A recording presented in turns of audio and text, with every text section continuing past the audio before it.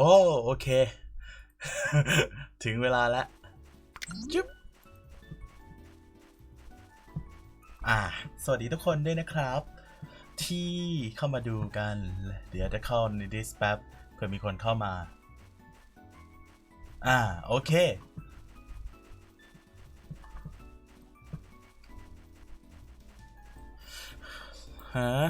on am on my way นัดถ่ายรูปไปต้องไปได้ตรงนั้นกินข้าวก่อนถ่ายเสร็จแล้วค่อยไป ห้องไหนวะเนี่ย ห้องนี้ใช่ไหม ห้องนี้ กินข้าวกันก่อน แมตช์จะเริ่ม 21 นาฬิกาเท่าไหร่นะ 21 นาฬิกา 10 นาที เดี๋ยวห้องเปิด 21 นาฬิกา อันนี้คือเล่นกันในคลับนะส่วนรู้สึกว่ารอบนี้จะมีของรางวัลเยอะแยะมากมายเลย ขอเวลาสักครู่ขอเปิดโพยแป๊บ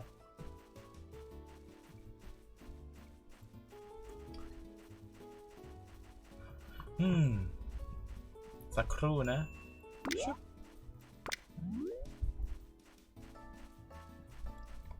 ตอนนี้นะฟึ๊บเดี๋ยวบอกในนู้นก่อนตอนนี้ไลฟ์สตรีมแล้วนะฟึ๊บ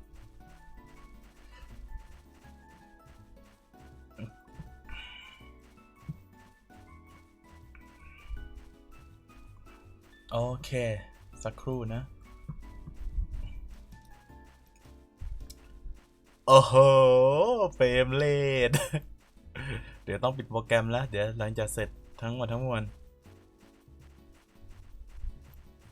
เดี๋ยวต้องปิดแล้ววันนี้เปิดไมค์คุยไหมจะได้เสียบหูฟังเปิดสิครับ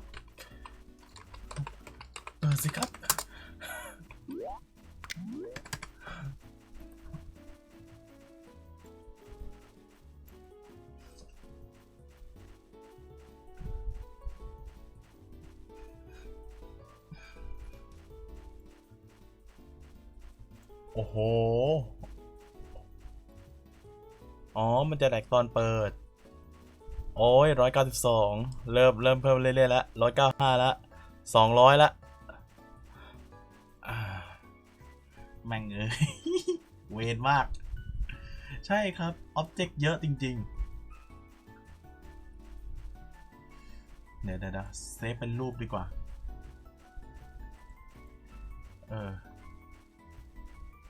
แต่พอเอารูปขึ้นโน้นมันไม่ค่อยกระตุกนะ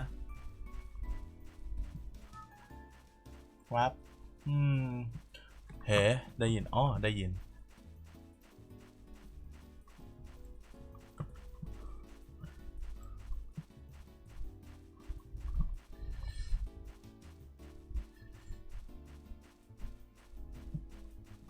ใครเดินแถวนี้สิ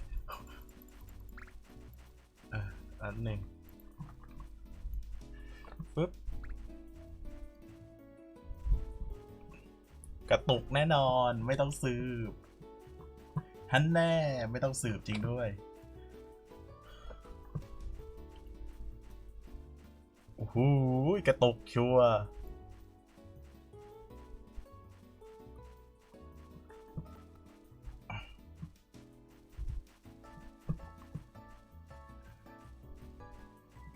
นี่เหรอรู้สึกว่ารางวัลถ้ากระตุกก็บอกครับสวัสดีครับโหลได้ยินครับโอเคสักครู่นะฮะรู้สึกว่าสำหรับรางวัล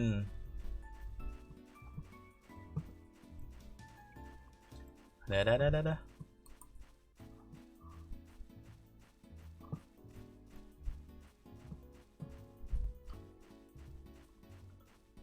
ี๋ยวนะนี่ มาเป็นสไลด์เลย PowerPoint ไม่ต้องสืบสาวราวเรื่อง และคิดว่ามันน่าจะกระตุกน่าดู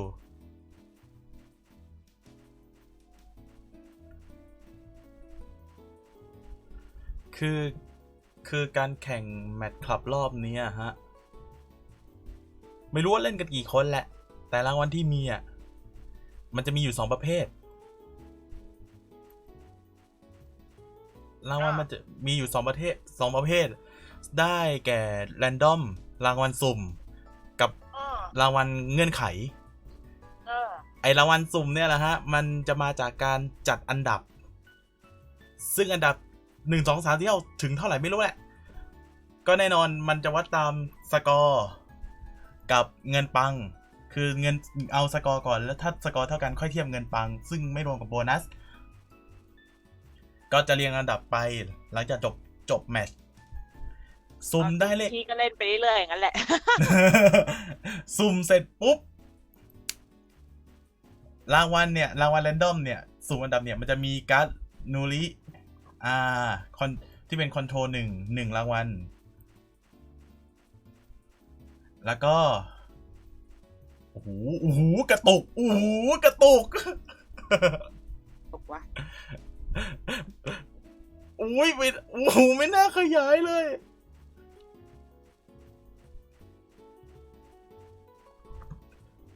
โอ้โหไลฟ์สตรีมพังแน่เจ๋งแน่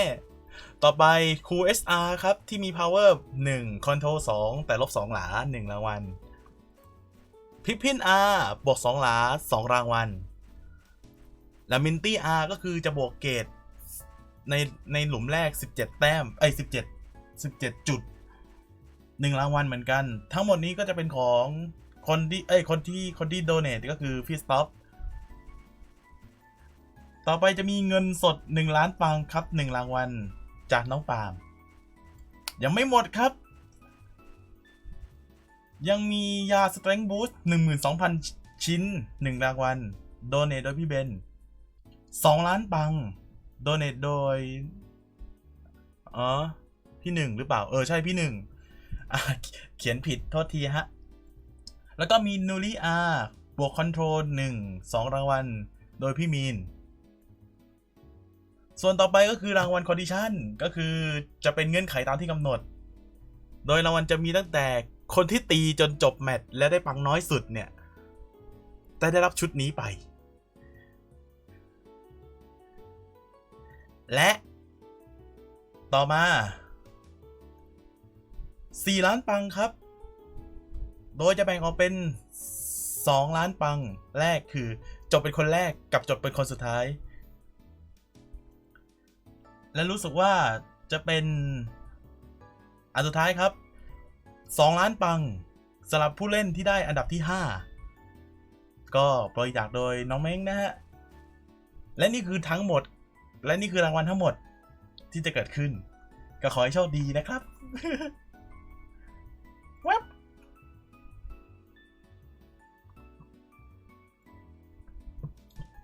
โอเคซึ่งมันน่าจะกระตุกน่าดูนะฮะเดี๋ยวจะปรับไปที่หน้าเกมเหมือนเดิมเนาะฟึบ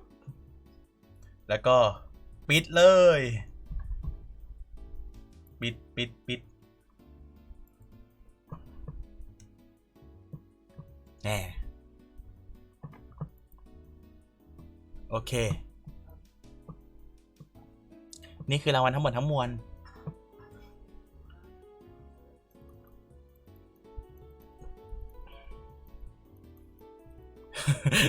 พี่เบียร์ใจเย็นนี่พูดเลย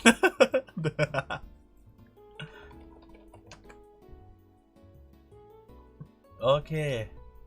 รางวัลทั้งหมดมีอยู่แค่นี้เจบอกวิวมันไม่สวยห้องไหนไม่รู้174โอเค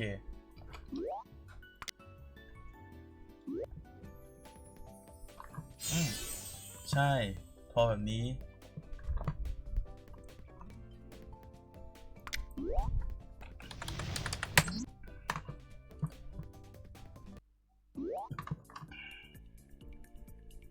โอเคเรียบร้อยแล้ว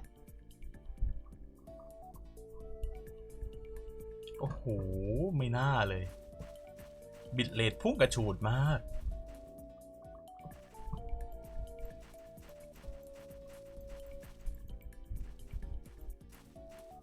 โอ้โหบิตเรทพุ่งกระฉูดบิตเรทไม่พอขอรีเซ็ตใหม่แป๊บแวบ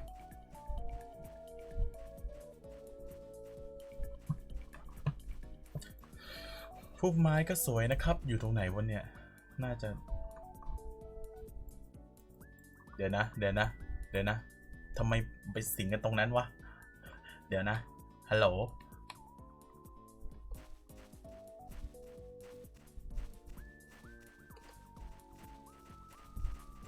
โอเคอ๋อนี่คือเราจะลอยได้ใช่ไหม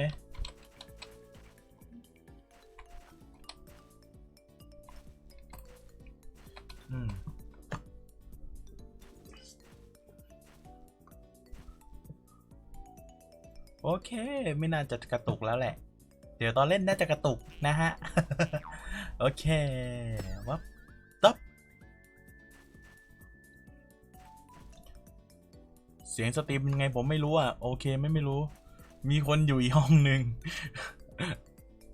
ลาวันบอกไปรอบหนึ่งแล้ว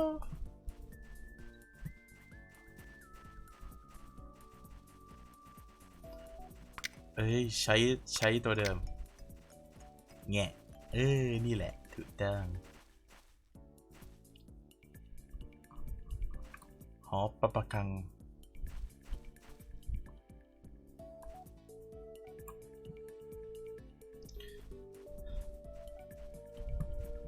ตื้อเบานั้นไปเลยก็ได้แล้วกัน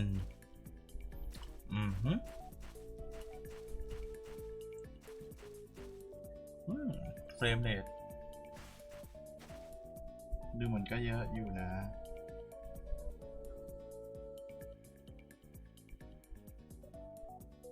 เว็บเยอะแฮะกันเลย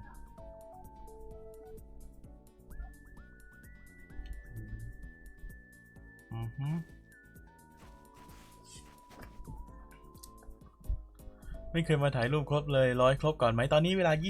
20:35 นาทีละ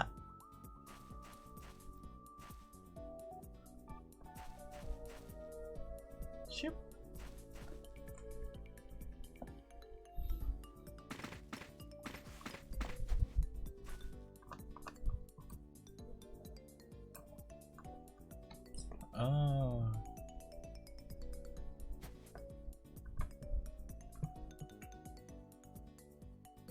ถ่ายรูป20อ๋อ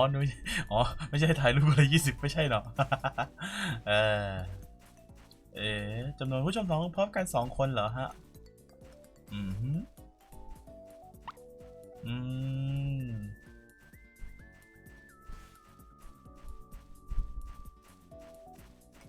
บั๊กหรือเปล่าวะเนี่ย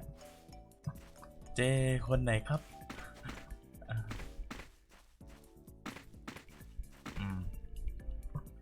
ไลฟ์สตรีมอยู่ที่กดแชร์คัดลอก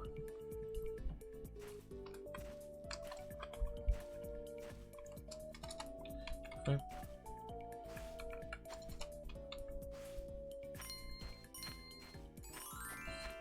อุ้ย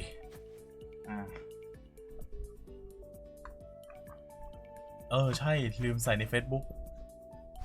เดี๋ยวนะเดี๋ยวต้องแชร์ในเฟซด้วย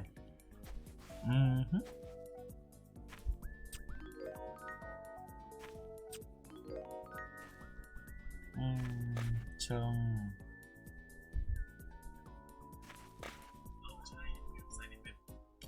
เสียงดังเสียงเข้าใหม่ปุ๊บฟีดข่าวไม่ใช่ฟีดข่าวแชร์ในกลุ่มเลิกกลุ่มไม่ถูกเลิกกลุ่มผิดชีวิตเปลี่ยนลัคกี้แมทครั้งที่3แชร์ไปแล้วจุ๊บ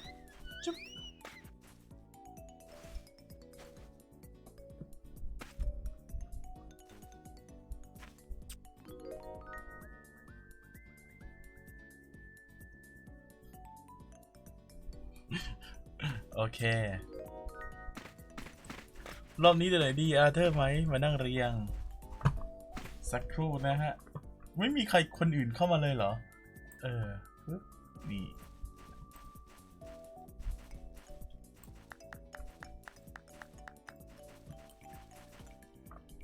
ดวงจันทร์อยู่ฝั่งนี้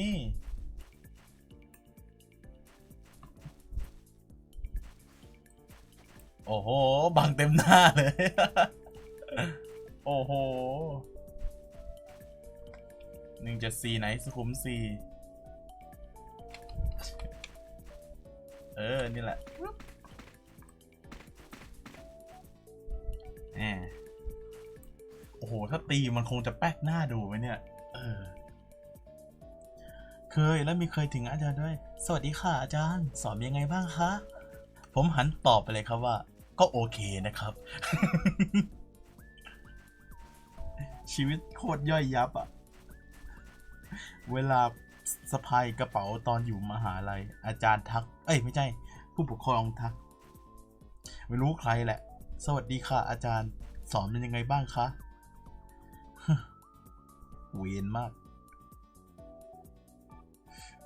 ตอบไปอย่างหน้าเจียนๆไม่ตายสิแข่งทีไม่พอต้องไปวิ่งฟาร์ม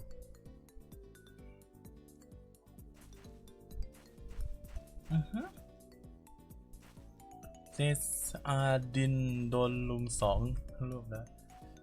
เหลืออยู่ครับเหลือ2หลุมเกมเริ่ม 21 นาฬิกานะครับ 21 นาฬิกา 10 นาทีนะ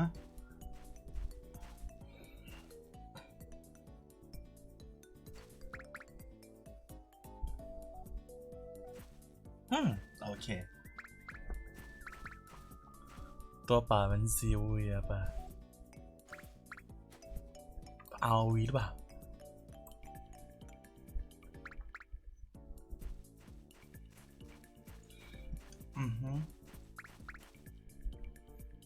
อยากจะแจกกันเอง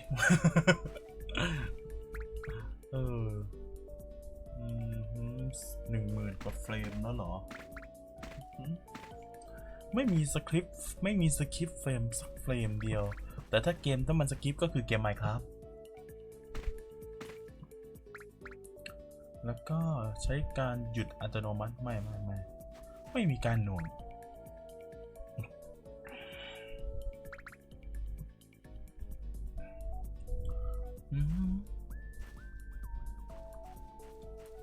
มันแข่งทุกคนป่ะใช่ everyone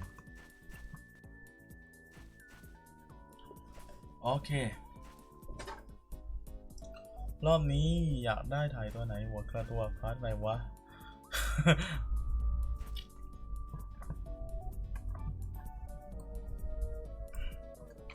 เอานอนแล้วกัน ยืนนั่งนอนเลยแล้วกัน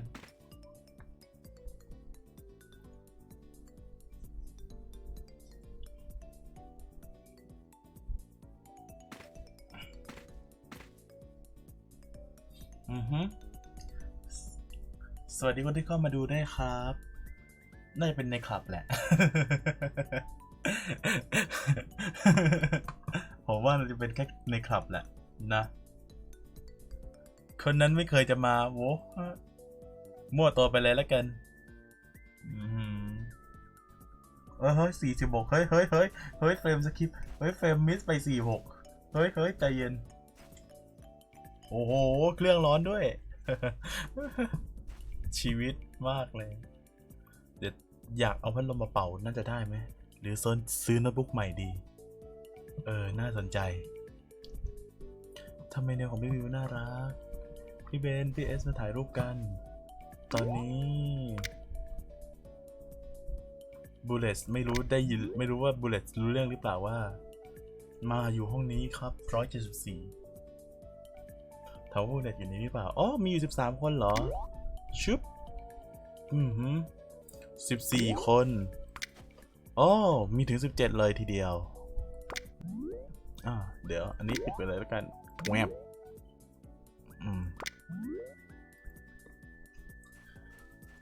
ได้ลูกสาวมาถ่ายแล้วดูแป๊บได้ลูกสาวขอกินน้ำสักครู่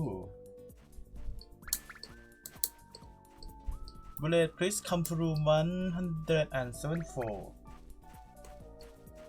ติดหำpassword 112223 11 22 33รหัสทำไมมันง่ายจัง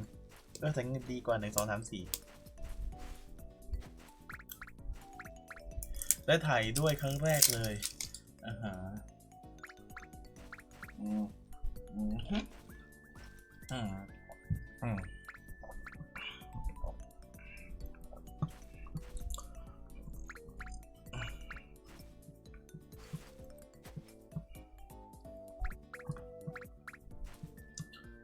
ทันอยู่ไหมทันไปต้มมาม่า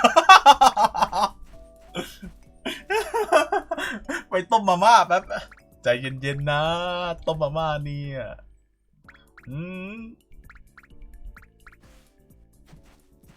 ใจเย็นๆนะต้มมาม่าเนี่ยฮะเปิดสตูดิโอแป๊บPlacement in mobile และแคมไอแคมนี่ปิดก่อนแวบ เดี๋ยวโป๊แตก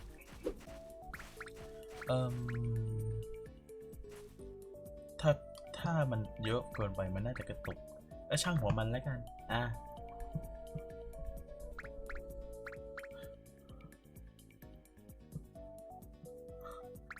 เมื่อกี้สรุปไปรอบนึงแล้ว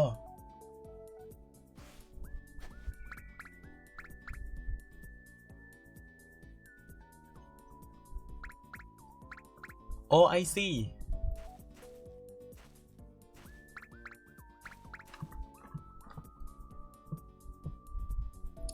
เนาะลืมบอกเลย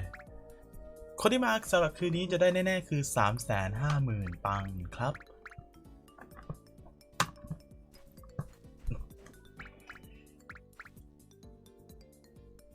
โอ้โหน่าจะโหลดรูปมา ไม่อยากเปิดไม่อยากเปิด ไม่อยากเปิดเพราะไม่อยากเปิดนู้นแล้วมันเปิดมีเดียซอร์ดแล้วมันรันได้ไหม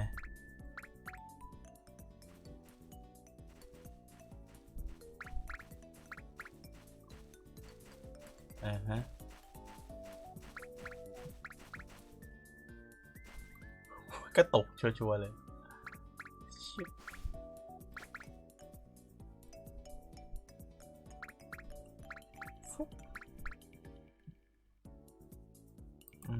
ไม่ต้องเปิดหรอกปิดไป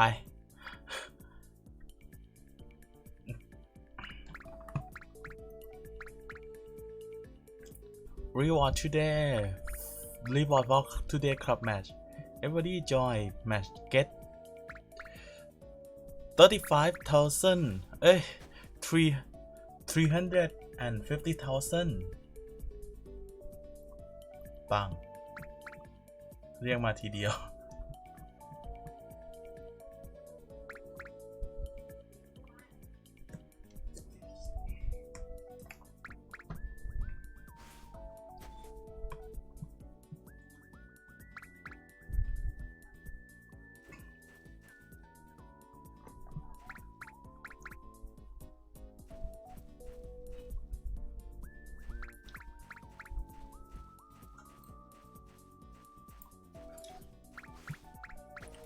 อ๋อ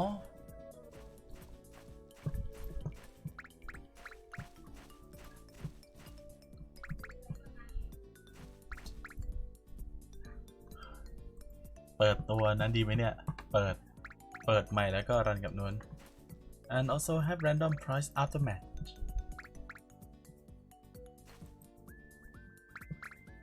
win or lose everyone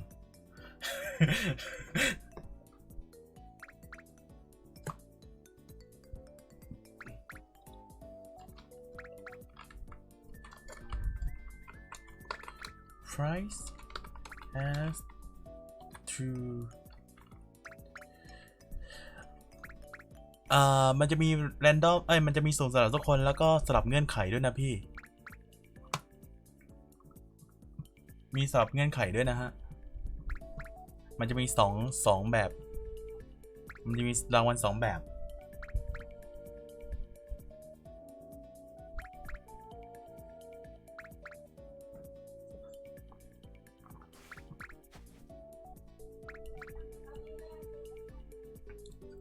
น่าจะควรชวนเขาเข้าดิสหรือเข้าเฟซนะ เอาจริงๆแล้วอ่ะภาษาอังกฤษเขียนไงดีวะฮะไอ้สารภาษาอังกฤษเขียนไงดีวะ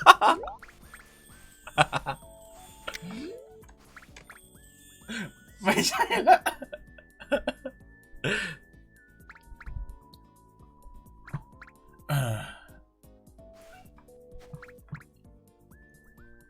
ไม่รู้ใครดูบ้างอ่ะเปิดในเฟซก็ได้วะอ่ะ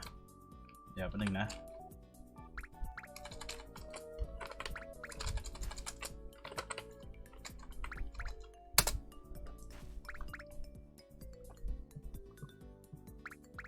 รก็ได้พิมพ์ภาษาอังกฤษที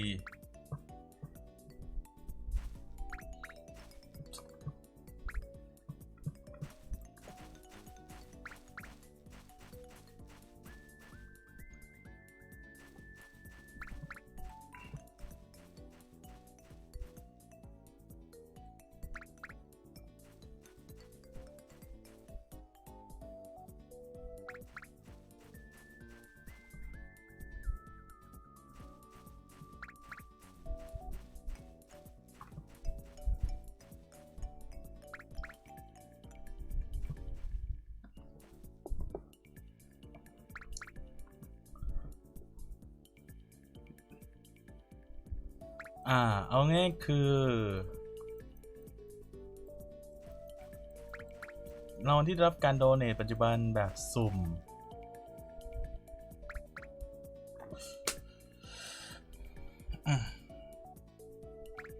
รางวัลแบบสุ่มจะมีการ์ดนูริ R 2 รางวัลฮะ R 1หรือ R 2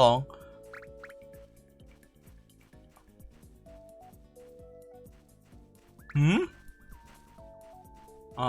เดี๋ยวรอดูเดี๋ยวลองดูหัวขับแล้วหัวขับไม่มาอยู่ในนี้ หัวขับไม่มาคุยด้วยน้ำตาไหลมีการ์ดนูริ R 2 รางวัลการ์ดคู SR 1 รางวัลพิปพิน R 2 รางวัลการ์ดมินตี้ R 1 รางวัลเงินปัง1 ล้านจำนวน1 รางวัลย่าได้ 12,000 ขวด1 รางวัลแล้วก็มีอะไรอีกแล้วก็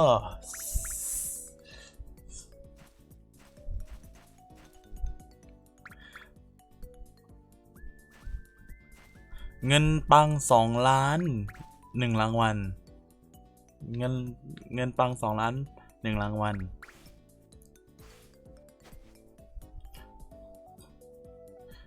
และส่วนอีกแบบคือรางวัลแบบมีเงื่อนไขก็คือ condition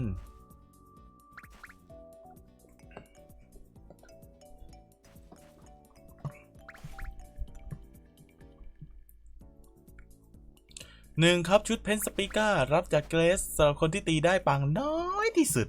ตียังไงวะ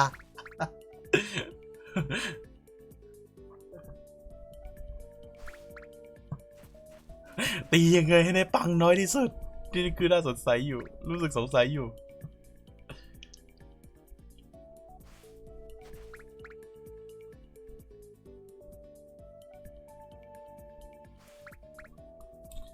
มันจะมีชุดเพนสปิก้า1 รางวัลสำหรับคนที่ตีจบแล้วได้ปังน้อยสุดแล้วเงินปังตีให้โอบี ตีให้โอบีใช่พี่ มันมี2 รางวัลนะที่มันซ้อนกันก็คือปังน้อยที่สุดแล้วก็เสร็จช้าที่สุดแต่คือแบบรู้สึกว่าพี่ไม่แน่ใจว่าพี่จะจบทันหรือเปล่าไงถ้าจบไม่ทันก็อดนะครับ อดรางวัลเงื่อนไขนะฮะแต่จะได้รางวัลสุ่มอยู่แต่ก็คือไปรอรางวัลสุ่มอยู่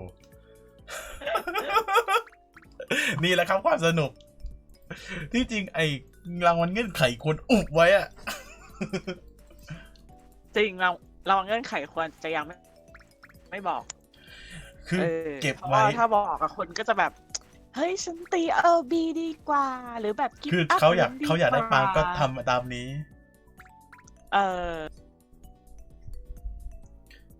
มีคนบอกรีเกมแป๊บ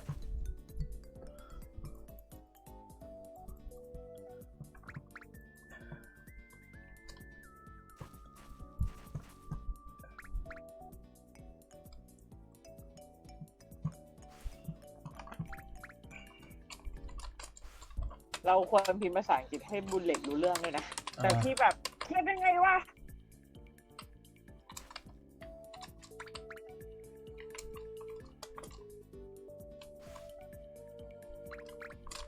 ไลฟ์ไหม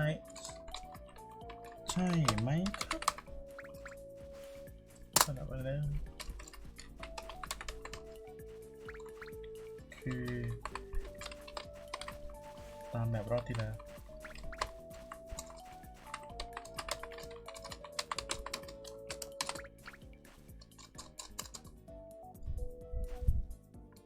สร้างแบบรอบที่ไหนคนที่ดูแลวอารมณ์ธรรมดานะ อืธรรมชาติไปเลย อย่า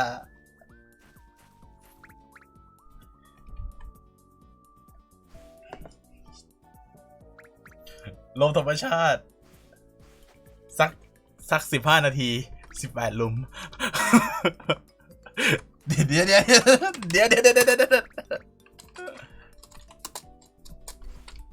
I need my own Photoshop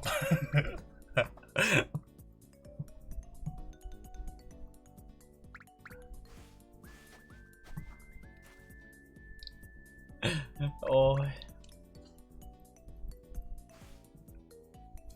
เขาบอก all reward for this match club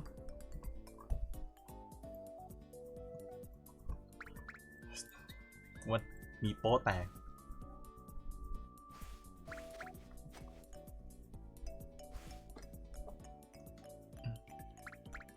โอ้โห อันนี้คือ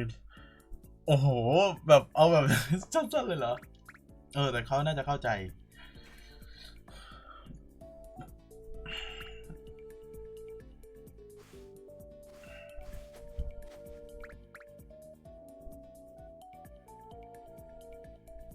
ชูเมียนฟัง อยู่ไหนกัน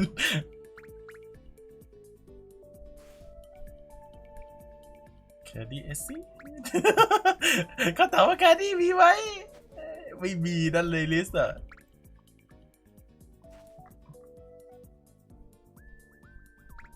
ไม่มีบัตร เดี๋ยวนะ นี่มันผิดพลาดทางเทคนิคหรือเขาเรียกว่าโป๊ะ ฮะ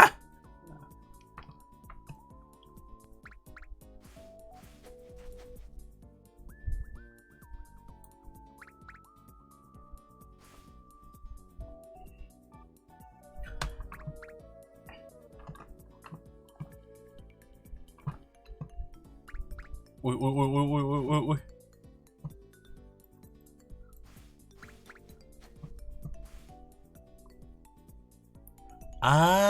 สนุกแหละ เปิดเอชด้วย เวรแล้ว สร้างแบตม่วง ทำไมไม่ใส่พาร์ท เอาอีกแล้วนะ มีคนโป๊อีกแล้วนะ วันก่อนแองเจล่าทำโป๊ไปแล้วนะ สมไหว้ลมสายหรือเปล่าโป๊อีกแล้วนะ พาอะไรนะ แมตช์สร้างแล้วนะ โอเคไปครับ อย่าได้ชักช้า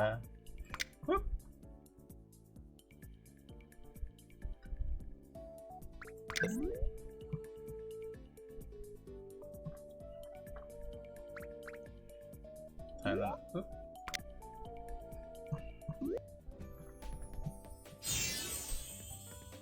ขอเวลาสักครู่ฟึบ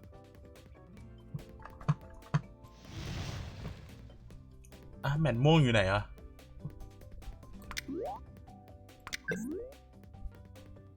แมตม่วงอยู่ไหน แมตม่วงอยู่ไหน ไม่เห็นเลย ผมไม่เห็นแมตม่วงของพี่เลย ม่วงธรรมดา โอ้สนุกละพวกท่าน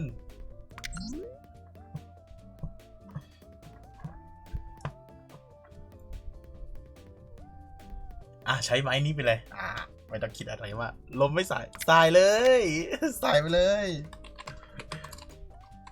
ใส่ไปเลย สนุก ใส่ไปเลย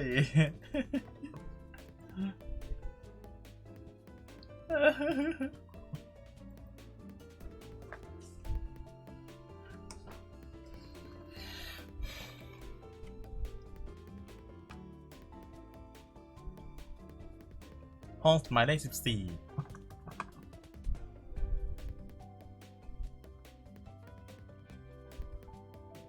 สายเลยพี่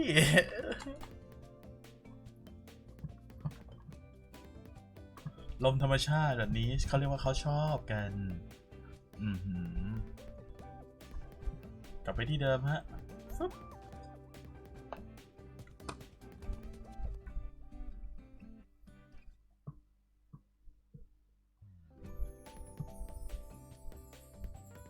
อ้าวเอ้ย เดี๋ยวนะ ลมนิ่งเหรอ อ้าว มีคนโป๊ะ โป๊ะ อีพวกนี้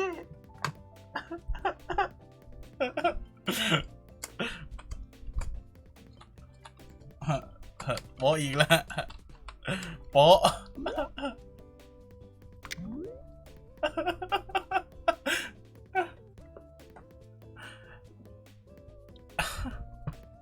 โป๊ะอีกแล้วจังหวะดีโป๊ะได้ทุกรอบครับที่เกิดการแข่งแมตช์นะฮะ การจัดแมตช์นะฮะ แมตช์ทีไรโป๊ะทุกทีฮะนี่ไงถูกต้องล้มซ้าย3เอ้ยครับช็อปเปอร์คอร์สหลุมน่าจะเฮี้ยน่าดูเลยเฮ้ยไม่ต้องตีแบบไม่ต้องคิดไว้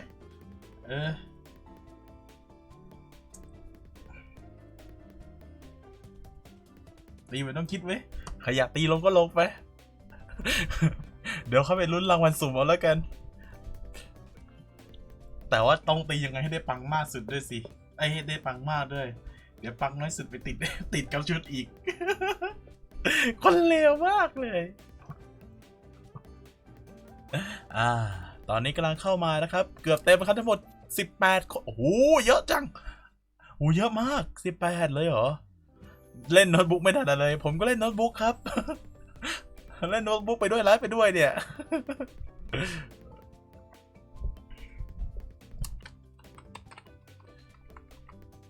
ตอน 21.10 นะพี่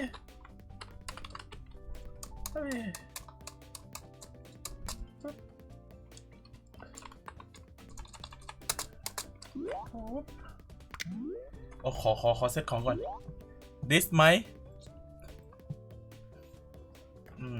ควรจะดิสละครับโอเคครับสวัสดีครับใหม่คนหนึ่งแล้วใครวะอ๋อปาล์มเหรอโอ้โหแล้วมันคงไม่เยอะขนาดนั้นหรอกเนาะตอนนี้เข้ามากัน4คนนะฮะเยอะจริงๆ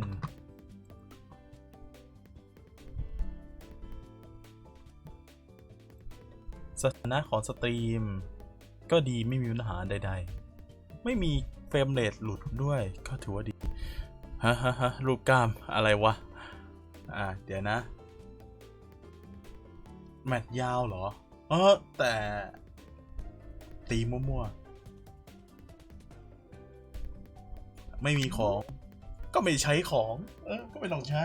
ง่ายจะตายไปเห็นคนในตับสตรีมพอดีนึกขึ้นได้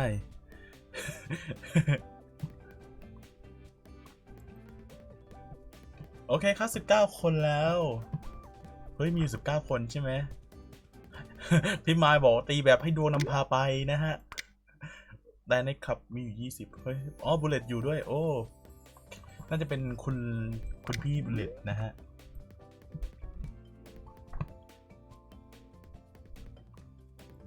กล้ามกระดับไปไหนรอดูรีบดูเลยงวดนี้ตีบวกแล้ว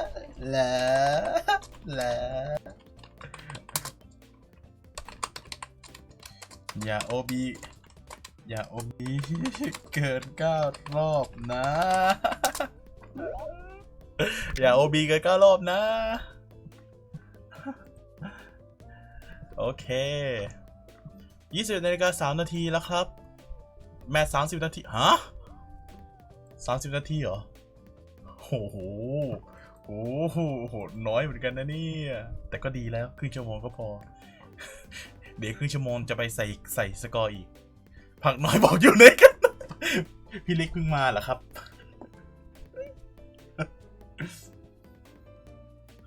พี่เล็กเพิ่งมาเหรอครับ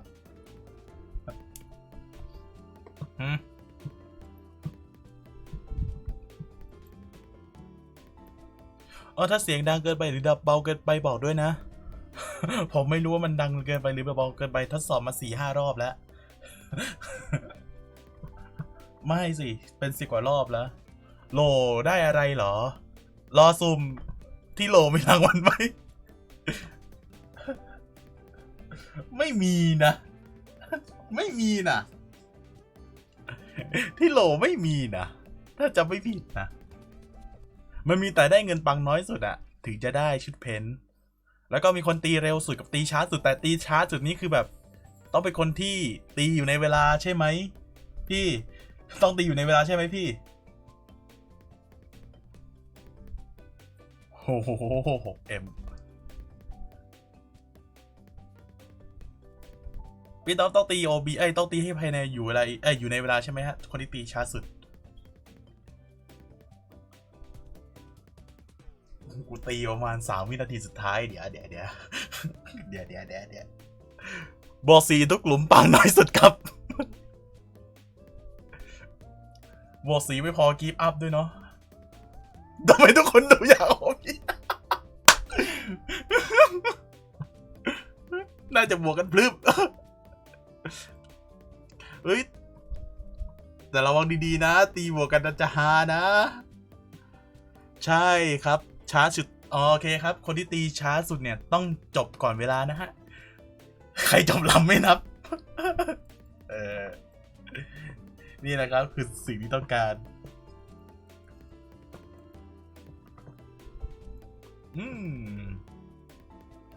เนาะเฮ้ยเดี๋ยวนะ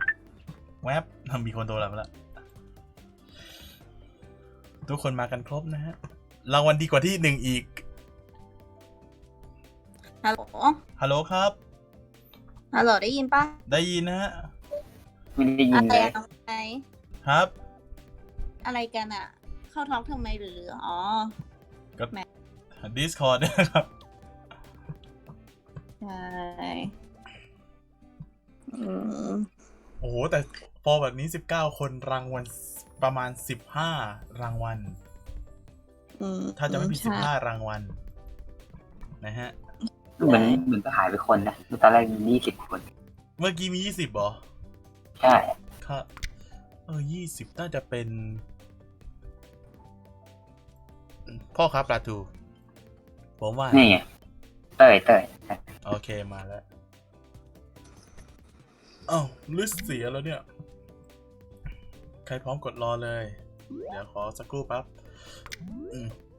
ไม่ต้องใส่ยาอะไรหรอกตีมั่วๆไปเดี๋ยวมันก็ OB อยู่ดี รอบนี้ไม่มีไอเทมที่กดรอเลยกดรอ รอแล้ว4 นาที3 นาทีจะเริ่มแมตช์นะครับกดรอแล้วกดรอแล้วค่ะนะต่อไปนะฮะกด0อันนี้มาคนละรอฮะ ไม่กดตี วันนี้คนเยอะเนาะใครออนกันแน่แม่งกวนตีนอะไรยังไงอะเกิดอะไรขึ้นหมายถึงในนู้นอะในประกาศอะฮะในประกาศในประกาศเขาประกาศด่าใครอะที่เป็นประกาศด่าใครไม่รู้อะกวนตีนนี่คือไม่รู้กวนอะไรอะมันไม่ทันอ่านใครกวนอะงงเขาคือใครอยู่คำเราเนี่ยใช่ฮะเดี๋ยวเห็นโคแต่ลืมเดี๋ยวไว้รอบหน้ามีนนด้วยนี่เติม VP เลยตรงนี้ตกลงใครออกกันแน่ใครออนกันแน่อะไรวะ กวนตีนยังไงนะงงผมก็อ่านไม่รู้เรื่องเหมือนกันนะว่าพี่เป็นแกเขียนอะไรหรือใครเขียนอะไรพี่เป็นสรุปได้ปะนั่นโหน่งนะครับมันสึกไม่ที่สุดอ่ะ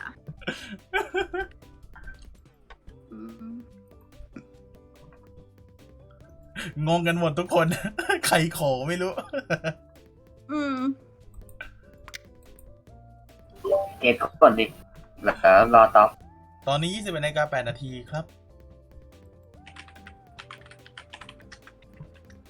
พี่หนูโคงนาใคร น่าจะออกเข้าออกในนี้หรือเปล่าฮะ ไม่น่าใช่ ด่านบิงนำคาญโอ้โหบอกกันในนี้เลยเหรอโอ้เราใจเย็นๆแล้วก็เราค่อยไปเดี๋ยวเราไปเล่นกันดีกว่านะฮะโอเคครับเหลืออีก1 นาทีครับ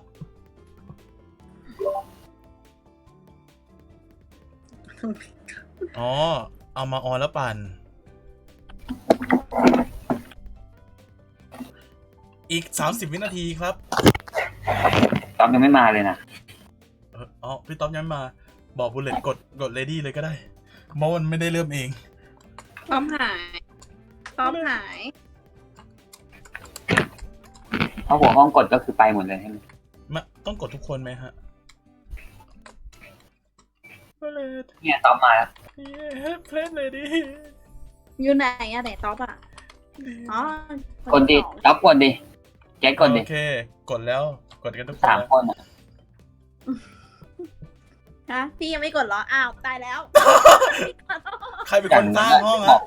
บอกตั้งนานแล้วเนี่ย ใครปั่นขอโอริโอปั่นแก้ว1นะฮะ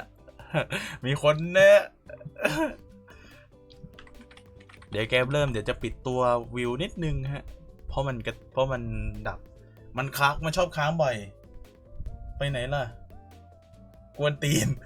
คราวนี้เห็นชัดเจนกวนตีนแล้วหนีกวนตีนแล้วหาย โอเคครับไปกันเลยครับ21 นาฬิกา 10 นาทีแล้วครับ30 นาทีต่อจากนี้ ไปกดเลยเดี๋ยวคนหนึ่ง โอเคเรียบร้อยครับ5 4 3 2 1 0โอ้โอเคมาแล้ว30 นาทีต่อจากนี้เป็นของคุณครับอยากทำอะไรก็ตามสบา โอ้ ย my god เริ่มจากไว้วิโซ12 พาสาวนะครับใครอยากตีลงเลยนะครับ แล้วแต่ท่าน โอ้ ผม โหด่าน แต่ลม 7 แต่ลม 8 นะฮะ โอ้โหด่านแย่มาก อุ้ยด่าดีฮะแต่ว่าตียาก ถ้าเขาบ่นว่าตียาก ตีไม่โดนด้วย ถอดแว่นดีกว่า เราตีไปสบายฮะ โอ้โห แล้วมันย้อนกลับด้วย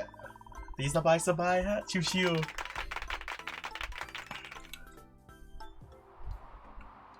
ในนี้ เดี๋ยวรอบหน้าเดี๋ยวรอบหน้าลองเปิดเป็น 60p แล้วกัน เอ้ย 60 เฟรมเรทแล้วกัน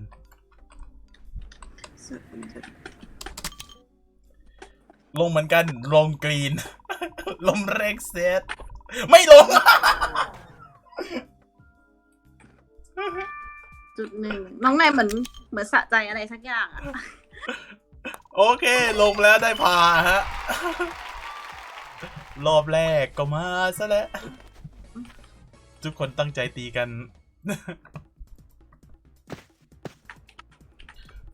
เฮ้ย เดี๋ยวนะ เฮ้ย ใครมาคะแนน-2 เฮ้ย อืม ลงกรีนนะ ตีไปเรื่อยๆตีไปเลย ไอ้กระที่ขอบหลุม นะครับ ดูซิว่าใครจะจบคนแรกนะฮะ ฉันบอกแล้วปังน้อยที่สุดนะได้เพนน่ะ จบคนแรกจะได้2 ล้านนะฮะ แต่ถ้าได้รางวัลเงื่อนไขไปแล้วก็หมดในการสุ่ม หมดสิทธิ์ในการสุ่ม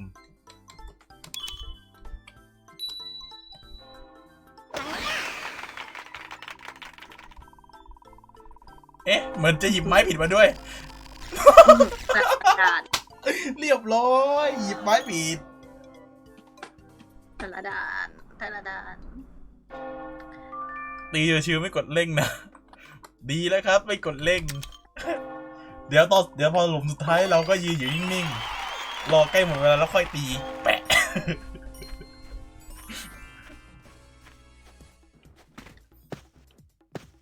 ตอนนี้นะครับคะแนนอยู่ที่ลบโอ้โห ดูแต่ละคน แบบนี้ต้องตีแบบไหนดีนะ DOB ก็ไม่มีตีโออ่ะตีหน่อยโอเคกดสปินกดสปีดด้วยเนาะพอดครั้งนี้เพื่ออีเกิลมันจะกระตุกช่างมันแล้วกัน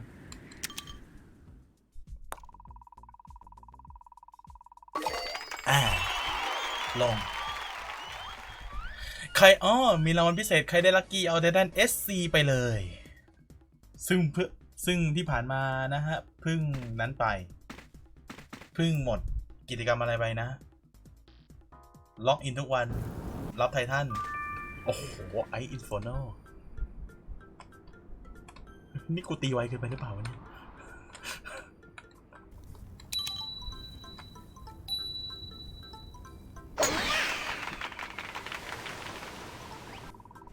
ผมเสร็จไวเดี๋ยวอ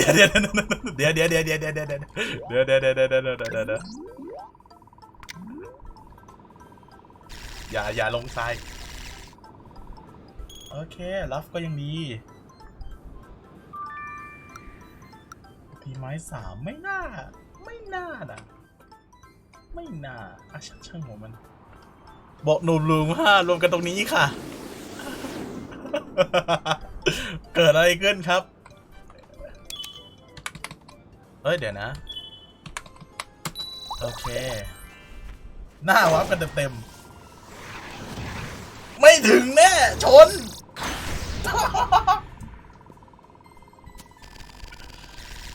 นี่กูทำอะไรลงไปตีไงโอ้โหงานหยาบแล้วอ่ะช่างมันแล้วกัน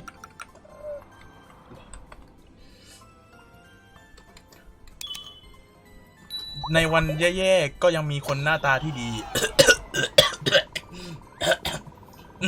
รู้สึกติดคอ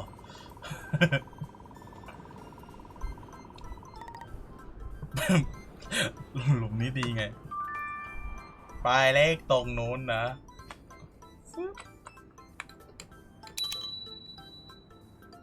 โอเคดีสบายนะฮะสวยแต่เดี๋ยวนะนี่ตีกันนี่ฮะแล้วใช่ไหมพาแล้วดีกว่า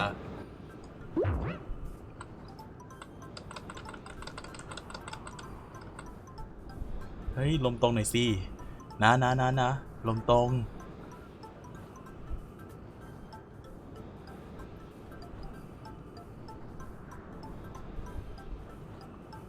ทำได้ไหมทำได้หรือเปล่าไม่ตรงก็ช่างแกแล้วโอ้โห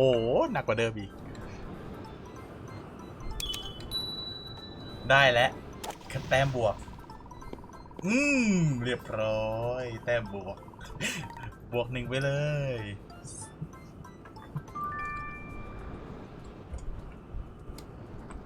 เล่นแบบไม่คิด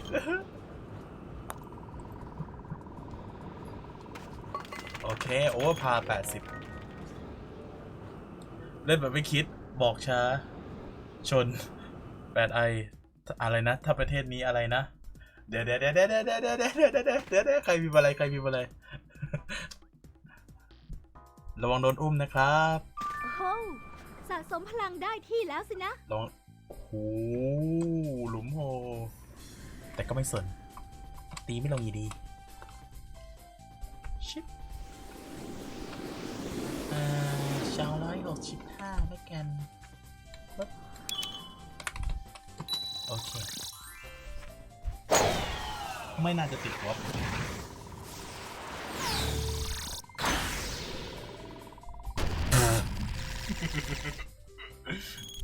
คนละโยนเลย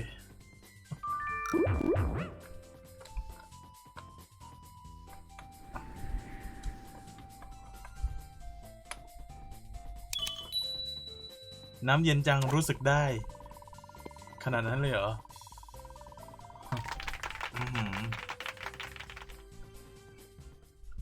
ลงไปแช่น้ำสบายเฮ้ยใครตีลงเฮ้ย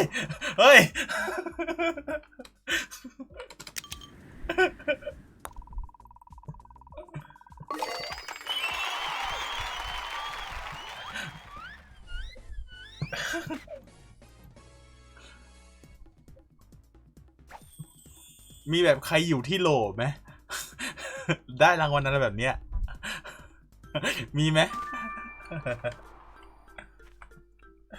ผมนี่โหลอยู่ ปะโทเอ้ย มีแบบที่โหลไหม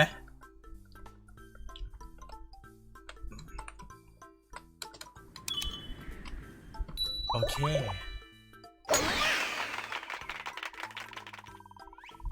หนึ่ง ลงซ้าย ลงซ้าย ขอบคุณมาก ลงซ้ายทำไม อัลฟามา forget to bring booster บอกมีคนบูเลตบอกว่าลืมบูสเตอร์มา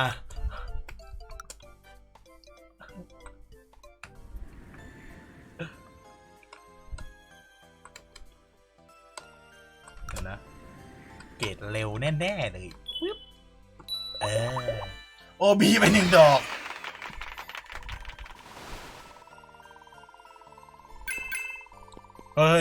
โอเค ไม่ลง ตกใจนึกว่าลง มีคน OB เป็นหนึ่งแล้วนะฮะ ไหนขอดูหน่อยซิใครตีไปกี่หลุมแล้ว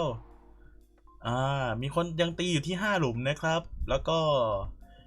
มีคนไป13หลุมแล้วนะครับ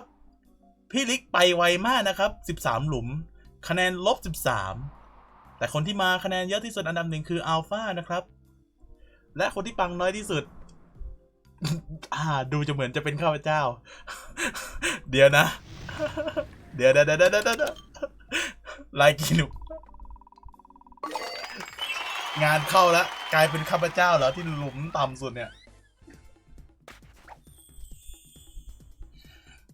รีวิวปี3เทอม1หน่อยครับเดี๋ยวค่อยรีวิวให้นะ ขอเวลาสักครู่ขอตีปังแป๊บนะ ขอเวลามีคนบอกให้รีวิวปี3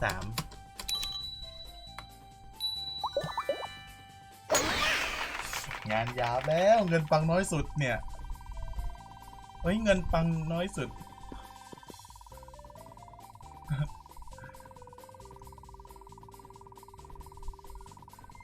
เดี๋ยวนะพี่เกรซเงินปังน้อยสุดนี่คือ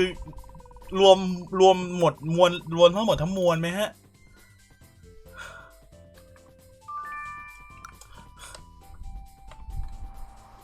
ไม่รวมโบนัสเนาะโอเคครับ รวมหรือเปล่าต้องถามเจ้าตัวฮะแปลกทุกกลุ่มเลยเว้ย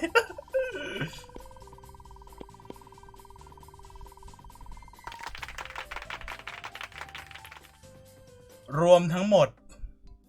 อย่าต้องแคปให้หมดแล้วกันเนาะเดี๋ยวค่อยประกาศทีเดียว เราจะได้ลุ้นกันนะฮะว่าสเปเชียลโบนัสเราจะได้ลุ้นกันนะฮะสเปเชียลโบนัส ใครติดอะไรมาสนุกล่ะบอกเลย ใครติดอะไรมาบ้างก็สนุกอ่ะ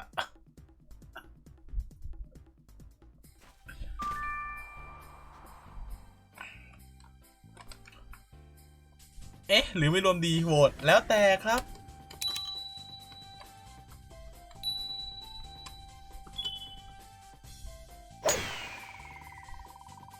ดูไม่นาตีอยากเล่นเลยอ้าวไอ้ ชนเฮ้ยโอบีไม่เอานะโอบีไม่เอานะอ๋อหลุมที่ว่าลายอุบาทที่สุดใช่ไหมฮะคือหลุมที่ว่าคือหลุมนี้ใช่ไหมฮะเอารอบหน้ามีอีกเหรอฮะมาดึงแข่ตี2 รอบเหรอฮะ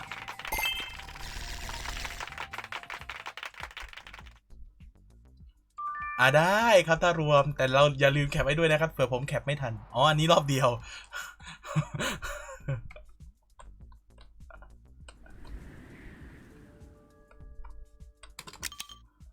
บีมอนลากผมเข้ากลุ่ม VIP ด้วยเดี๋ยว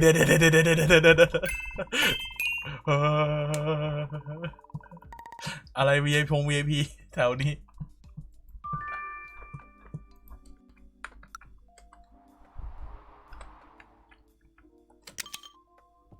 เข้าไปเถอะ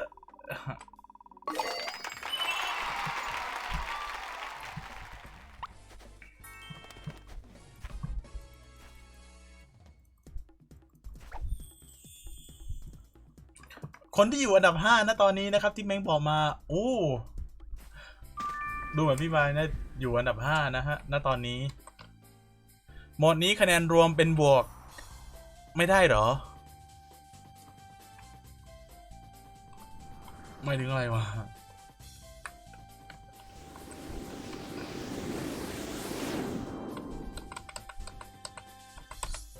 228แล้วกัน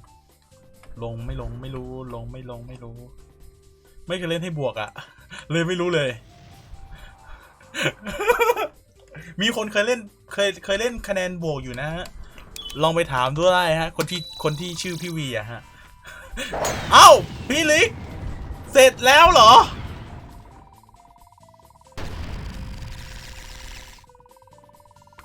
เอ้าพี่ลิกเสร็จแล้วเหรอเฮ้ยไวจังเฮ้ยเสร็จคนแรกภายในเวลา15นาทีเอ้าเสร็จลิงเน้นไวรับไปเลย2 ล้านนะฮะแต่จะไม่ได้อย่างอื่นแล้ว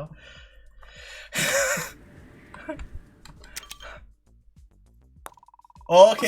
มีการส่งหลักฐานมาด้วย มีการส่งหลักฐานมาด้วย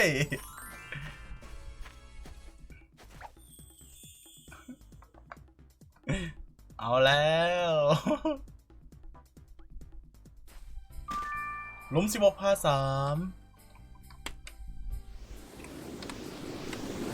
คอมกระตุกลงเกมไว้ด้วย เดี๋ยวนะมาลงอะไรตอนเล่นแมตช์เนี่ยพี่ ผมถามพี่หน่อย จริงจัง รอบหน้าใครชนะ พี่มอนพาเข้ากลุ่ม VIP หนังดีเพื่อคนนอนดึก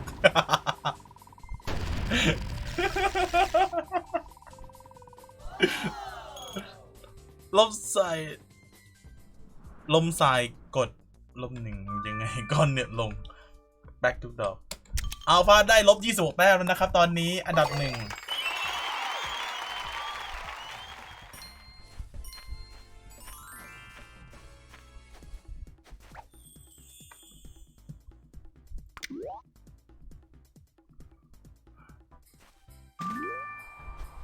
โอ้โหเอ้ยแต่หลุมพา3เยอะจังเฮ้ยเดี๋ยวนะ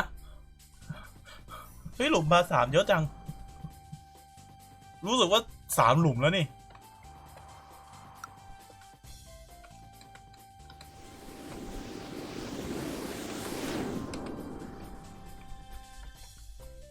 เชี่ยนี่มัน2 ไม้2 ไม้ 3ว่ะ2 1 2แล้วกันชนแน่ๆเลย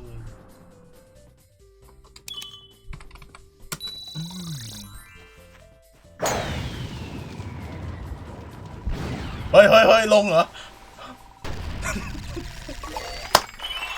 yes ลงแบบมัวๆประเทศจะอยู่อย่างไร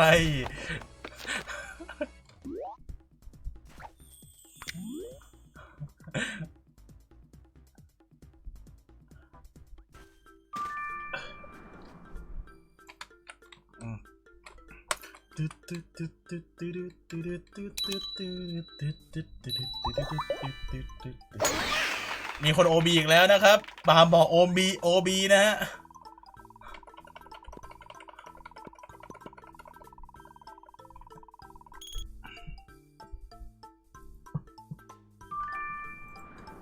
โอบีย่อมาจากเอาเปล่าฮะไม่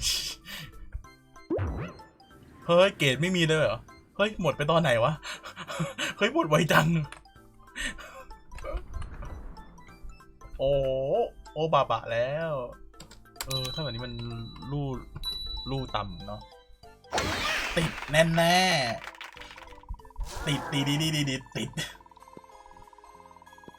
ถ้าสมมติมีคนได้ปังน้อยสุดแล้วตีจบคนสุดท้ายพี่ต๊อบว่ายังไงเราไม่ได้จะเป็นจบคนสุดท้ายโอเคครับและปังน้อยสุดจะถัดขึ้นมาเนาะ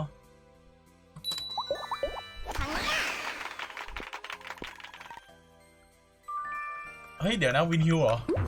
เอาเพิ่งรู้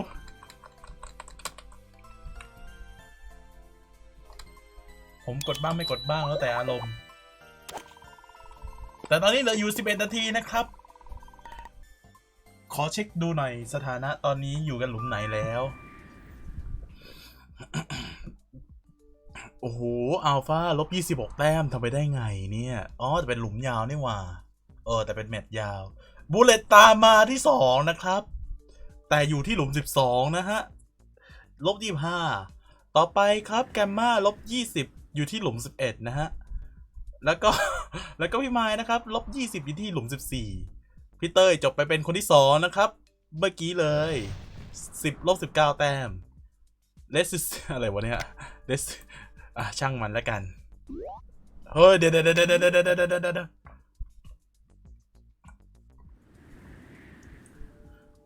แล้วก็อาบิสนี้น่าจะเป็นพี่เบนลบ18อยู่ที่หลุม15สกาเลตสกาเลตโด่งขึ้นไปเป็น19นะฮะอยู่ที่12หลุมพี่ลิกจบไปแล้วจบที่17หลุมเอาไปเลย2ล้านแน่นอนจะเป็นคนแรกครับต่อไปคุณพี่โฮลี่นะครับลบ17อยู่ที่หลุม12 ไม่บอกตั้งงานมาบอกวินิว แล้วก็พี่นิวนะครับลบ16อันนี้อ่านตามชื่ออยู่ที่หลุม17จะมีคนจบคนถัดไปแล้วไอรีนลบ16ใครอยู่หลังสุดวะเนี่ยอ๋อมีคนอยู่หลุม10นะครับยังมีคนอยู่หลุม10นะฮะ แต่เราให้ดีนะครับเหลือ10นาทีแล้ว พี่ครับเหลือ10นาทีแล้วนะครับ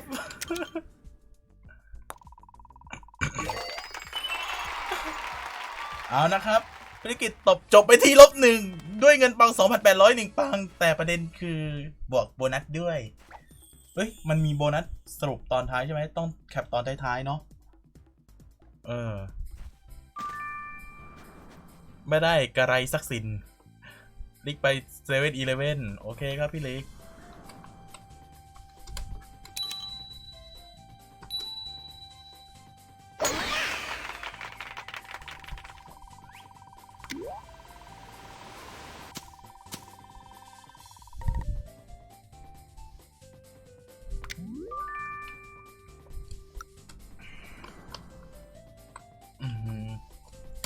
เพิ่งกิน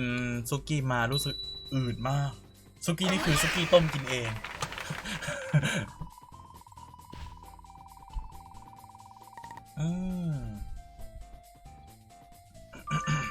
ตั้งอะไรก็ได้ที่ไม่ใช่ยา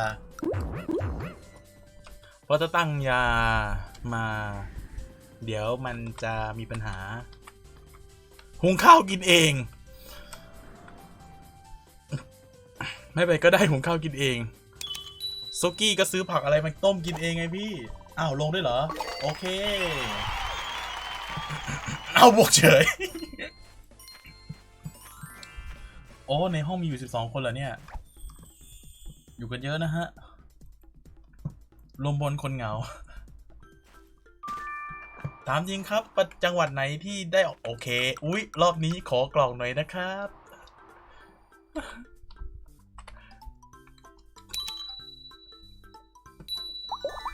ขอกล่องหน่อยนะครับรอบนี้กล่องจะได้สักกล่องไหมวะ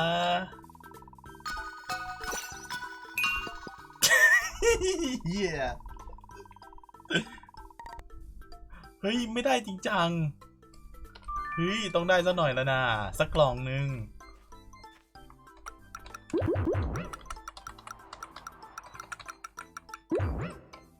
เดี๋ยวอัลฟาจบไปได้โอ้โหเรา31 แต้มตีเยอะจัง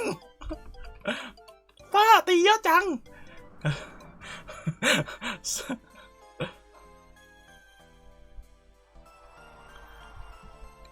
อ๋อแบล็กนะครับตามไปด้วย-9 แต้มนะฮะเดี๋ยวอยากได้กล่องไม่ได้กล่องด้วย มั่งเอ้ยจะได้สักกล่องไหมเนี่ยในโต๊ะขอสักกล่องเถอะนาอ่อนหัดไปไหน น้อยเปิมเดี๋ยว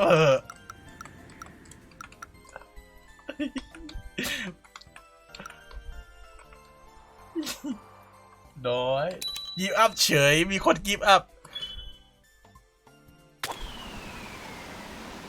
กดสปินหน่อยไม่ได้สักกล่องนึงโอ้โหช่างหัวมันละ มั้งไม่ได้สักกล่องเลย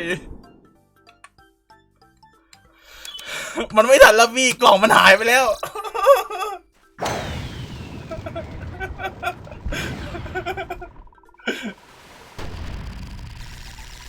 โอ้โหไม่ลงอีก เย็นสบายสนใจลงไปแช่ได้นะ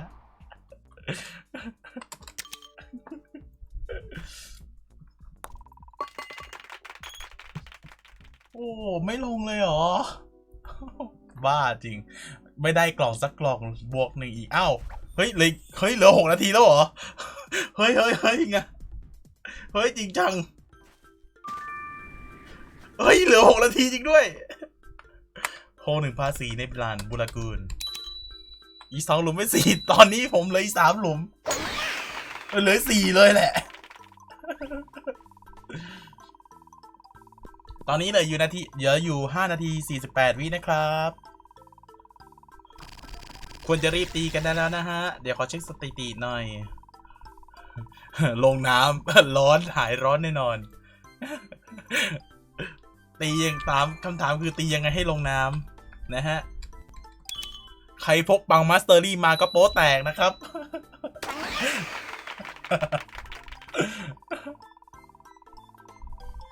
แกบอกพี่กัดเลยไปไหนเห็นนะใช้ยาสีฟันสูตรอะไรครับสูตรเกลือครับABS in the -22 แต้ม7321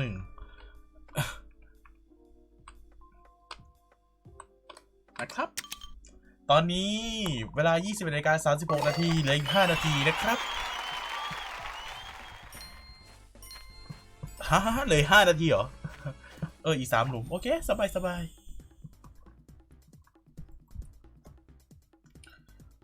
เดี๋ยวถ้ามันมีโบนัสบังด้วยเดี๋ยวจะแคปให้แล้วก็เดี๋ยวจะรวมใส่ใน Excel ให้แล้วฮะสกาเลตทุบคีย์บอร์ดไปแล้ว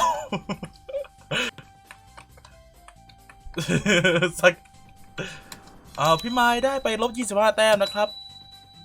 ไปแล้วไปบวกเฮ้ย3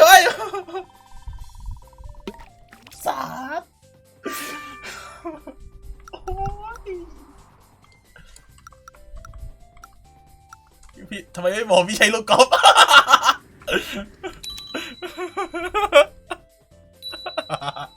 มีคนกรี๊ดแล้วฮะ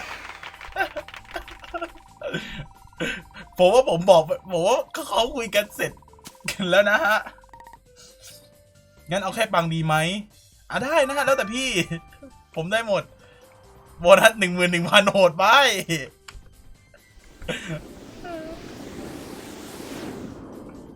เพราะเมื่อให้แฟร์ว่าไม่ใช้ของบวกได้นะฮะแต่ผมเนาะมันได้อยู่นะพี่มันเพราะมันงั้นงี้ฉันก็ได้ดิอ้าวมีคนบอกงี้ก็ได้ดิไม่รู้นะแต่ตอนนี้เหลือ3 นาทีนะครับเฮ้ย27โอเคช่างหัวมันเดี๋ยวพิกิตได้แพ้ไม่รู้อ่ะเดี๋ยวรอดูอีกทีหนึ่ง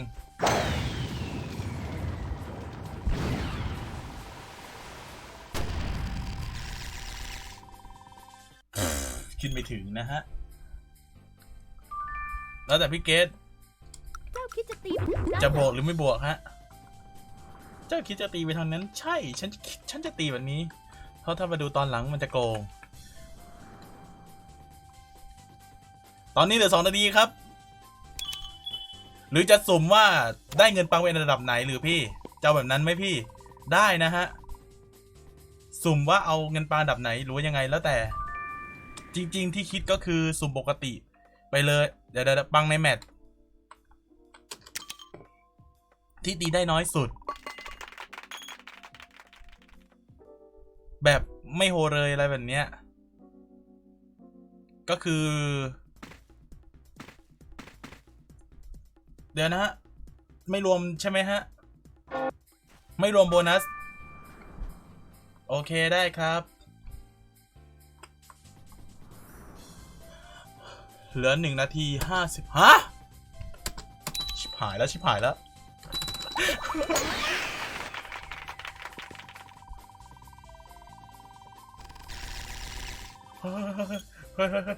เฮ้ยตายแล้วโคเฉยลุม18ตายแล้วลงสิโว้ย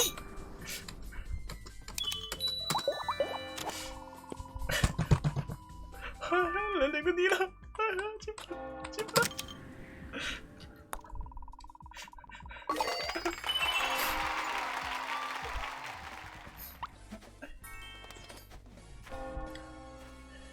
ตอนนี้เหลือ1 นาที 10 วิครับ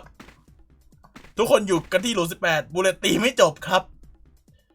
-25เหลือ55 วินาทีครับโอ้-79ไอ้เหี้ยแป๊กไอ้เหี้ยโอบี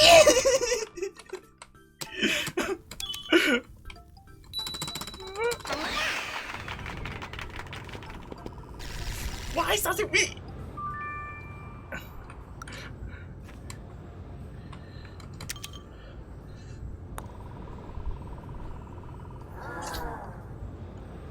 อ้าวดึงเชงกันเหลือ20 วิเอาดิพี่มาใครจะออกก่อนมาอีก10 วิ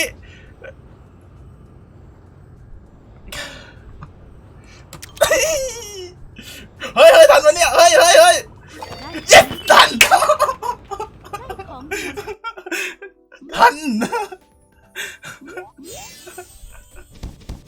เยี่ยมมากเลย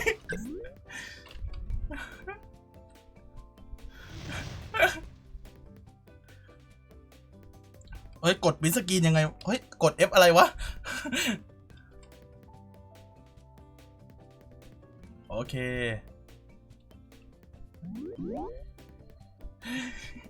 ใครตีคนสุดท้ายผมไม่รู้อะผมก็เซฟไม่ทันใครเซฟทันเดี๋ยวผมไปดูในชิบหายละเดี๋ยวส่งมาให้ดูในนู้นหน่อยนะเดี๋ยวผม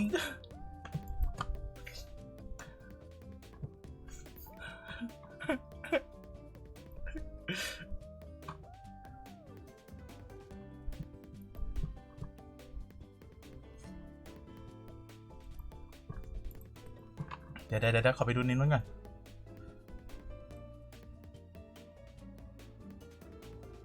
อ๋อเฮ้ยอ๋อเกมดับโทษฟึบน้องมิ้นได้ลัคกี้อ้าวมิ้นได้ลัคกี้เดี๋ยวเฮ้ยดูวินี้ไม่ได้นี่หว่าตอนเปลี่ยนหน้าจอมันดับโอ้ยเศร้าหลายโอเคครับเดี๋ยวขอไปรวมคะแนนแล้วกันนะฮะ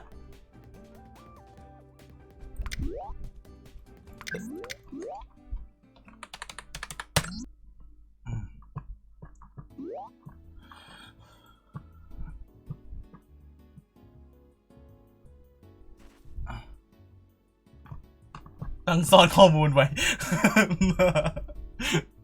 ทีมงานนักโป๊ะนะฮะ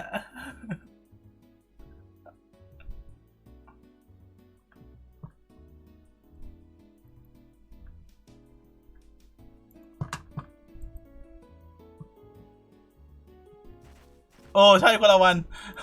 โอ้โป๊ะรอบ2วันนี้โป๊ะกี่รอบแล้วฮะ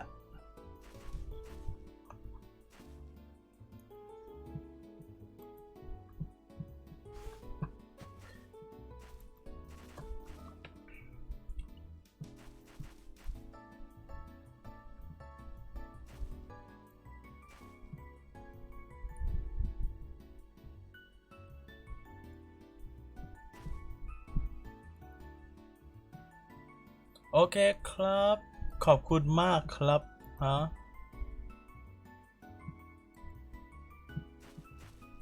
โอเคครับขอบคุณมากครับเดี๋ยวขอเวลาไปใส่คะแนนในโน้นเนาะอ๋อ350,000เนาะ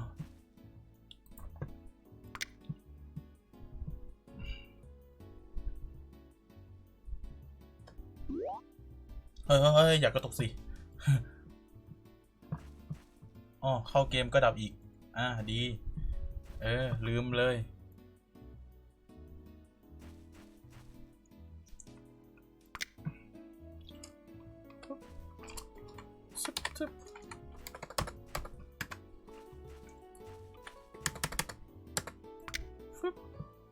แล้วก็รายการร้านซ่อนโอเคเปิด Excel แล้ว วันนี้มีใครเข้ามาบ้างวันนี้มีใครเล่นบ้างผมไม่รู้นะ เดี๋ยวต้องเช็คจากรายชื่อเก่าแล้วก็ใส่ในรายชื่อใหม่ครับโอเคเริ่มไล่ไปตั้งแต่อันดับแรกสกอร์กับปังใช้แค่อันดับเดียวใช้แค่รอบเดียวเพราะฉะนั้นก็ต้องเอานู้นออกแล้วก็เอาอันนี้กับ total score ออกไปฟึบซ่อนแป๊บหนึ่งนะขอซ่อนแป๊บ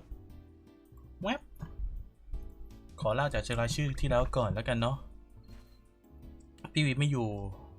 ลบรายชื่อนี้ออกไปพี่วีไม่อยู่วันนี้วาตานาเบะไม่อยู่ก็ลบไปก่อนใครเปลี่ยนชื่อบ้างเนี่ยขี้เกียจเขียนใหม่แกมาก่อนนะฮะลบสรุปก็คือไม่เอาเงิน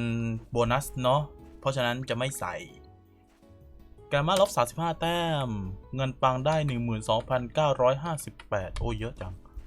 ต่อไปอัลฟาโนมี่ลบ31ได้ 8,711ต่อไปสกาเลต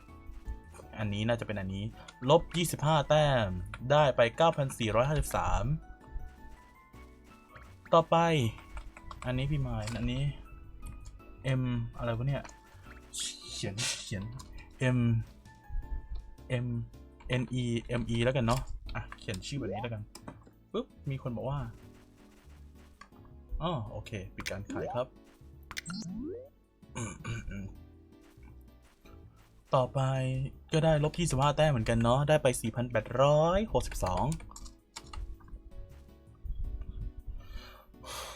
ต่อไป resistance อะไรวะเนี่ยresistance อะไรวะเนี่ย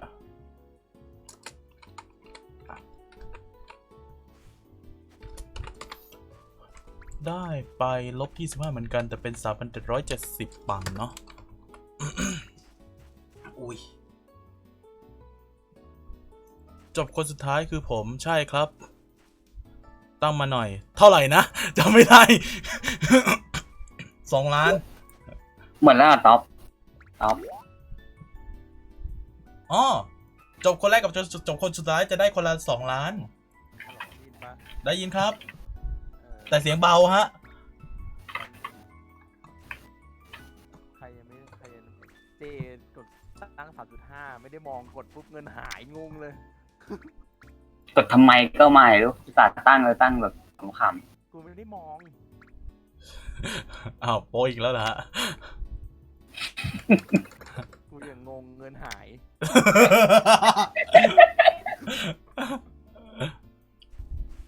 อันหนึ่งนะ2 ล้านโอเคครับตาบอกว่าถูก3M5 กดเฉยก็บอกแล้วไม่ได้มองจะมองมันไงเสียงท็อปเบาจังเลยเสียงเบาเมื่อกี้ถึงใครแล้วอะไรต่อไปเราได้ยินปะได้ยินครับดังเบาตอนนี้มีอยู่20 คนเนาะแป๊บนึงนะฮัลโหลครับได้ยินยังดีแล้วฮะเหลือใครมากคน2 คนยังตอบส่วนใหญ่เขาไม่เอากันแล้วก็เก็บไว้แจกรอบหน้าไปแจกรอบหน้าต่อคราวนี้มันจะเป็นปลาใหญ่กินปลาเล็กนี่ไงอะไรได้ไหมให้บุลเลตดิบอกบุลเลต19 20โอเคฮ่า โอเค ลบนี้ก่อน กดละดีเดย์ก่อนละกดไป4 คนอ่ะ โอเค แจกอะไรกันซูซิป มิน ไล่ ได้ลักกี้ไง อะไรอีกอะเราต้องใส่อะไรไป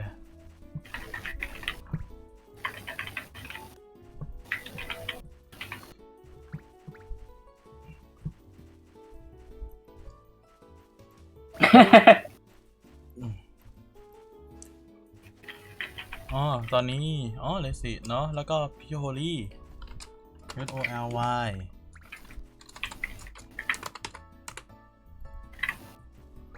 อันนี้ได้ไป-24 3,880 ต่อไป อันนี้ แล้วชื่อพี่เบนชื่ออะไรอะ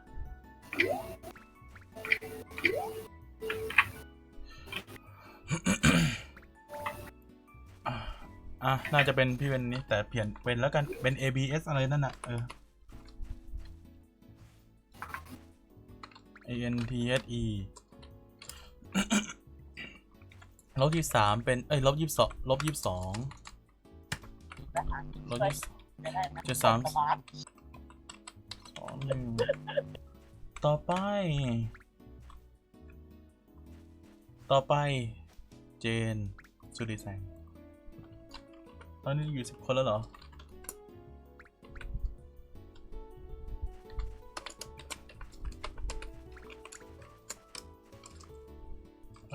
นั่นแหละ-21 4846แล้วก็ไม่รู้เต้ยพี่เต้ย-19 3,570พักน้อยไม่มีในลิสต์พักน้อย-17 3486ฮะแล้วก็ New Day เนาะ New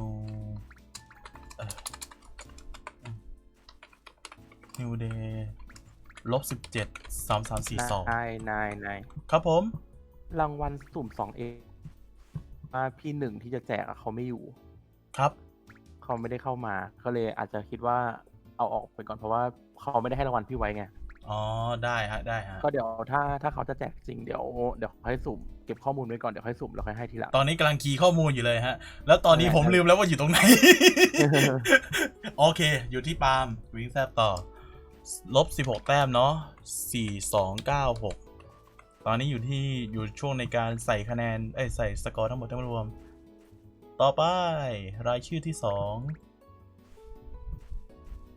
ต่ออุ้ยติดกันเลยนะ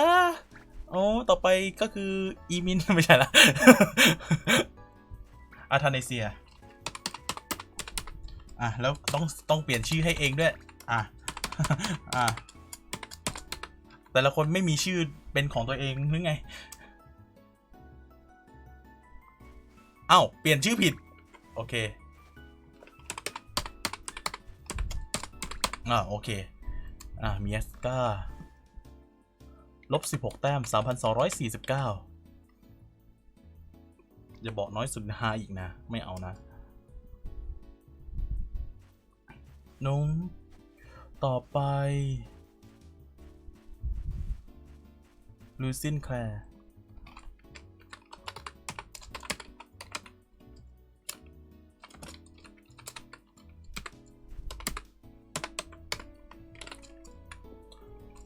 อันนี้รายชื่อนี้ครับได้ลบไป-13 แต้ม 4475ฮะลูซินแคลร์แล้วต่อไปไอรินโอเคอันนี้น่าจะแทรกตรงนี้ได้ไอรินได้-13นะครับ3238แล้วก็พี่ท็อปเนาะพี่ท็อป-11 2828โอ้เลขสวยนะฮะต่อไป All Black อันนี้น่าจะเป็นนี้เขียนชื่อใหญ่เลย all แล้วก็ black all black ทั้งหมดสีดำ-9ครับ4027โอ้ทำไมเงินพังเยอะจังต่อไปผม-9พอๆกันเลยครับเอ้ยอันนี้ต่อไปผม-9เหมือนกันครับแต่เป็น3554มีคนขิงต่อครับน้องกฤษฮะ-1แต้มครับได้ไป 2,801 แล้วต่อไปแล้วคนสุดท้ายบูเลต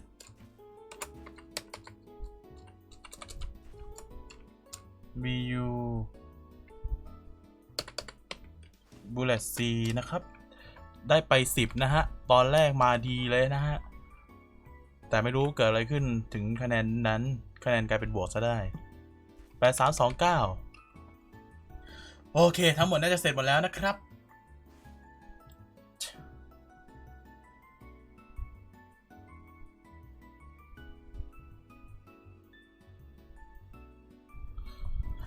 โอเคทั้งหมดทั้งมวลเดี๋ยวขอเรียงใหม่ในรายชื่อชิบ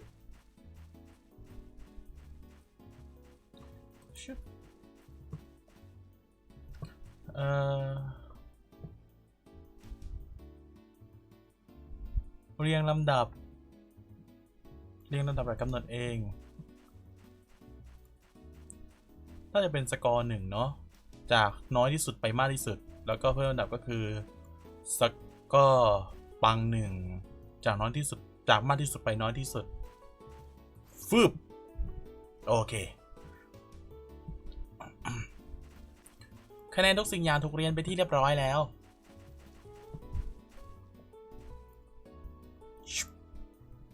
อันนี้ลบสกอร์2ไปเลยก็ได้ลบแถวแล้วก็ลบไปเลยซ้อนนี้ก็ลบไป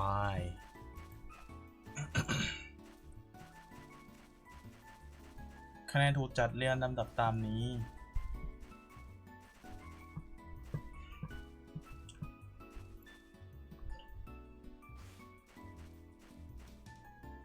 ได้เพชรเหรอ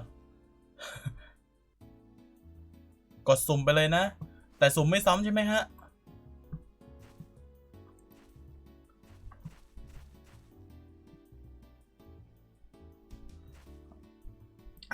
ไปเริ่มสุ่มแป๊บหนึ่งขอเปิดเว็บก่อนควรลากเว็บใส่ในนี้ดีกว่า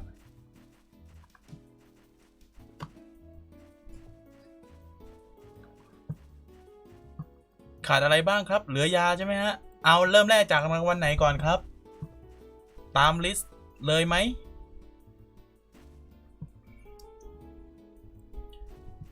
ตามลิสต์พี่ต๊อบแก้แล้วใช่ไหมฮะใน announcement น่ะลบอะไรออกแล้วใช่ไหมฮะ2 ล้านปังอะไรเนี่ยลบอันนั้นออกไปเลยก็ได้พี่เดี๋ยวผมสับสนไปถึงมันแก้ได้ฮะเดี๋ยวจะไล่ไปทีละอัน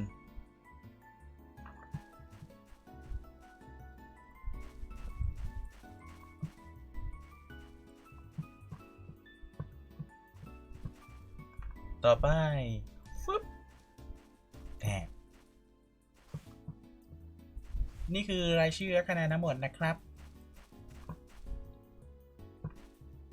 หน้าตาน่ารักอันดับ1ทำมาได้ไงไม่รู้นะ35 แต้มแต่ก็ช่างมันนะครับเดี๋ยวนี้เพ้นกันได้ขนาดนี้เลยโอ้โหมีคนช็อกด้วยโอ้ยกระตุกมากโอ้โหตกมากเดี๋ยวขอกด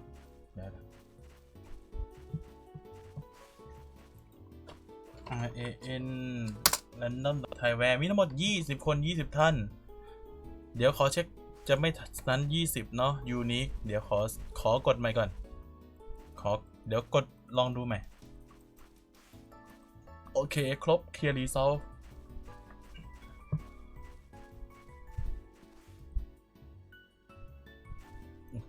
เริ่มไล่ไป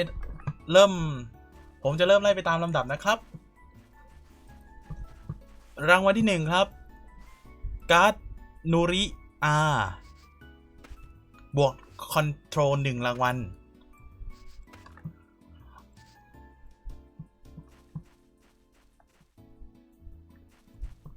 คนที่ได้คือคนที่อยู่อันดับที่ 19 นั่นก็คืออ้าวพี่นุ้งเกรดครับในรายชื่อนี้ รู้สึกว่าซ้ำใช่ไหมฮะ ถ้าซ้ำหมายถึงซ้ำสุ่มใหม่นะฮะเขาได้แล้วใช่ไหมฮะ พี่แกได้แล้วใช่ไหมฮะ ได้ไปแล้ว โอเค งั้นไปต่อนะครับ รางวัลเดิมนะ หมายเลข 14 ครับ หมายเลข 14 นั่นก็คือลูซินแคลร์ฮะผมอ่านผิดไม่รู้นะก็โทษด้วย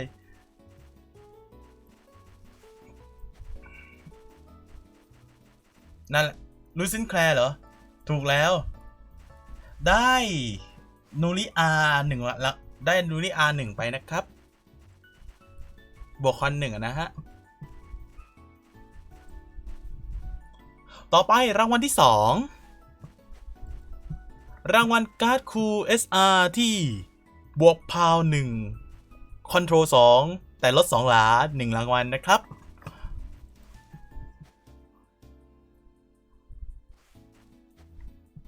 เดี๋ยวรอให้เขาประกาศก่อน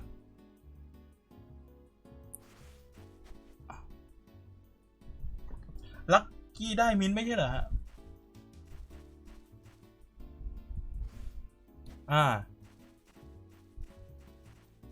รางวัลที่ต่อไปนะครับการ์ดคู SR นะครับ คนได้คืออันดับที่ 18 ครับ ผมตัดออกไปเลยฮะ ต่อไปสุ่มใหม่ครับ หมายเลข 7 ครับ อันดับที่ 7 พี่เบน F in the ABS in the ผมไม่รู้อ่านว่าอะไร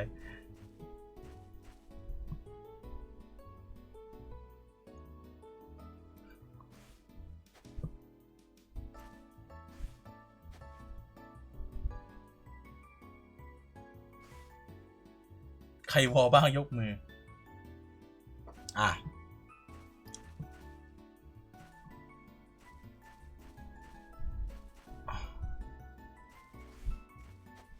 โอเค งั้นไปต่อนะครับ ต่อไปการ์ดพิมพ์บวก2 หลาไม่ลดคอนบอก2 รางวัลคือกดใช่ไหมฮะ ก็คือ2 รางวัลคือก็คือคนละใบเนาะโอเคคนละใบครับกดคนแรกครับการ์ดอะไรวะ2 รางวัลการ์ดพิพินบวก2 หลาไม่ลดคอน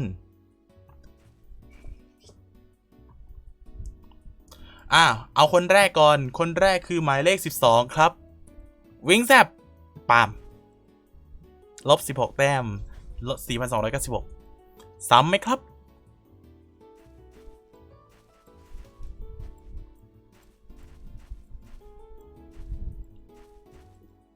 วิงแซบซ้ำไหมครับ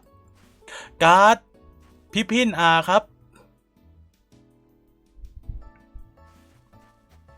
พิพินครับ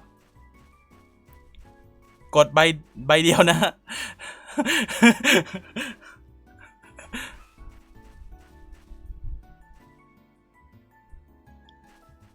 โอเคงั้นไปต่ออีกคนนึงเลยเนาะคือหมายเลข 8 ครับเจนสุริแซงพี่กัดครับได้ซ้ำไหมครับไม่ซ้ำเนาะ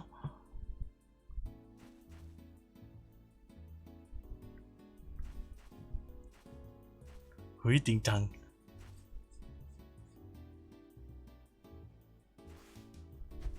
โอเคงั้นไปกันต่อนะครับพี่พินหมดแล้วต่อไปแต่ละ2ต่อไปการ์ดมินตี้ที่เป็นบวกเกรดเริ่มต้น17เกรดเริ่มต้นหลุมแรก17 จุดเนาะ1 รางวัลพิพินปากการ์ดมินตี้คนที่ได้คือหมายเลข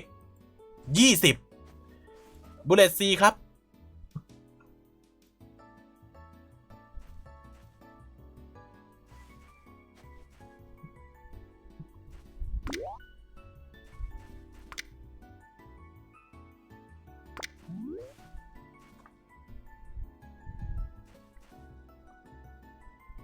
มินตี้อาร์นะฮะ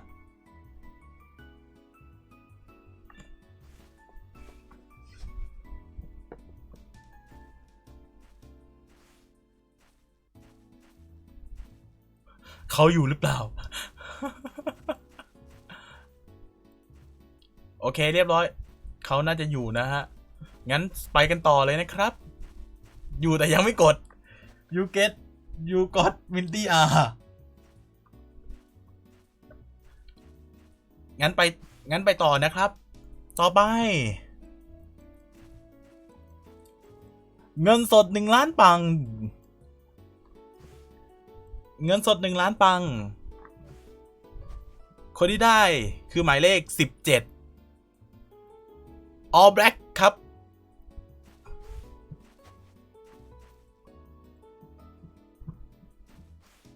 หมายเลข17ครับ All Black ครับไปซ้ำหรือเปล่าวะขอไปเช็คแป๊บ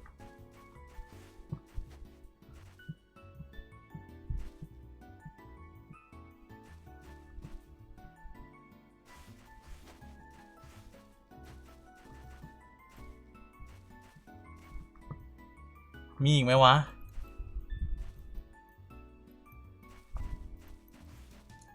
ยังเหลือยาแดงกับการ์ดนูริอาอีกเนาะฮะเดี๋ยวนะ ต่อไปยาแดง 12,000 ขวด อันนี้รู้สึกไม่เอาได้ไหม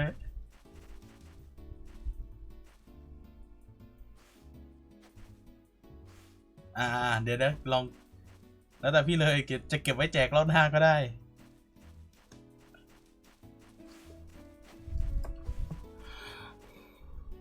ต่อไปโอเคผมไม่เดือดร้อนเรื่องเงิน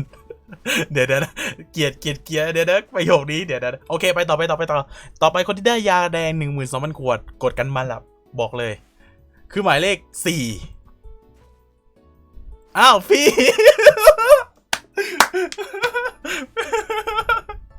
เอาพี่ได้ดิบอกพี่เดือนพี่ได้เลยได้ยาไปเลย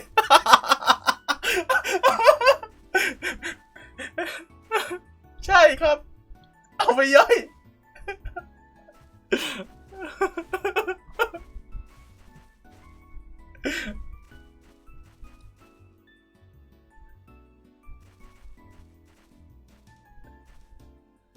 เริ่มกับพี่เบนเนาะมานับยาที่ช่อง2นะครับ โอเคต่อไปเลยอีก2รางวัลก็คือการ์ดนูริอา2ใบใช่ไหมครับพี่ต๊อบรู้สึกว่านูริอาเหลือ2ใบใช่ไหมฮะที่วิเขียนมาในรางวัลแมตช์ข้างคืนนี้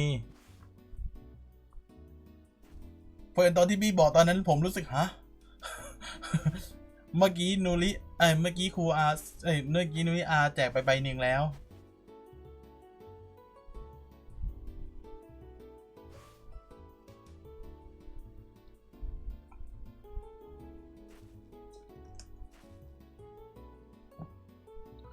กดไปเลยน้องไม่รีบ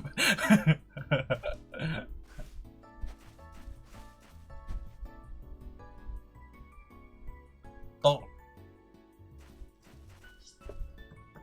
สรุปการ์ดคอนการ์ดนูริอา2ใบใช่ไหมฮะที่ยังเหลืออยู่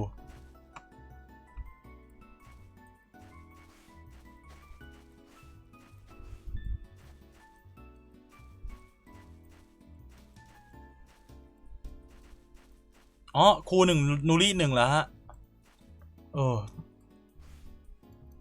ฮะโอเคฮะอย่างละ1ใช่ไหมฮะโอเคงั้นเอาครู1ก่อนนะฮะครูอะไรฮะ R หรืออะไรฮะ R หรือ SR หรืออะไรฮะ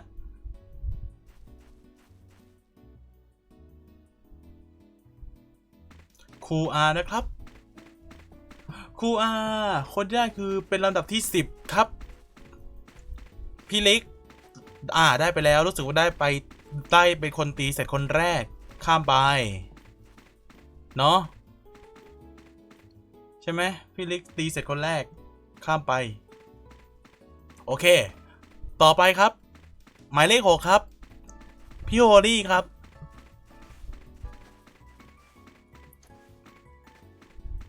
ใช่ครับพี่ทีละ99ครับ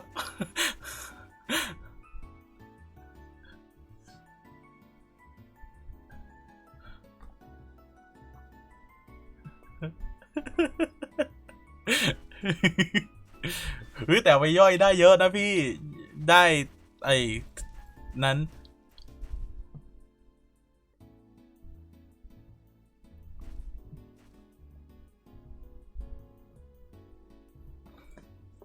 อะไรอ่ะ ไม่เอา โอเค เก็บไว้รอบหน้านะครับ โอเค งั้นเอาต่อไปอย่างสุดท้ายคือการ์ดนูริอาเหมือนกันใช่ไหมฮะ การ์ดนูริอาอีกใบหนึ่งโอเค ต่อไปการสุ่มครั้งสุดท้ายครับ มั้งนะ ไป หมายเลข11 ครับ New Day ครับอ้าว เดี๋ยวนะ New Day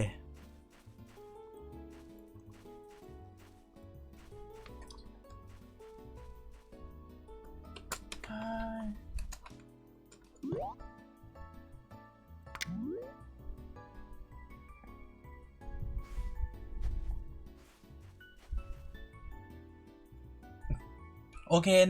รางวัลหมดแล้วนะครับ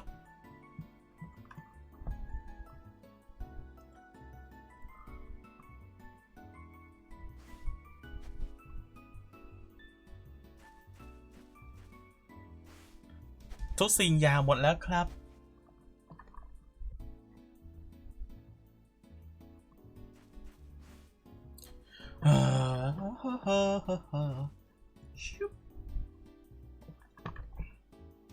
อันนี้เดี๋ยวต้องเก็บไว้ก่อนเนาะเซฟไว้ก่อน Lucky Match Live ครั้งที่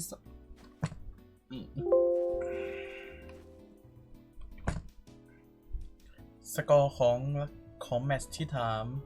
โอ้ สวยงาม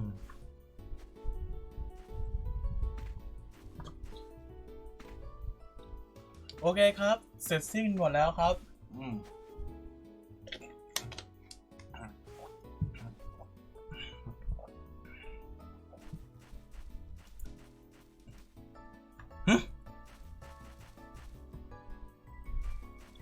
อ๋อ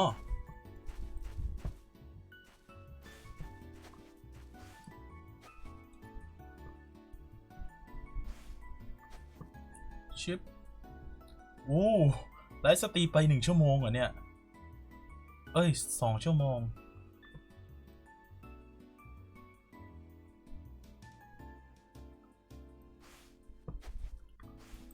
ตอนนี้ไม่มี เอ้ย รางวัลที่ 5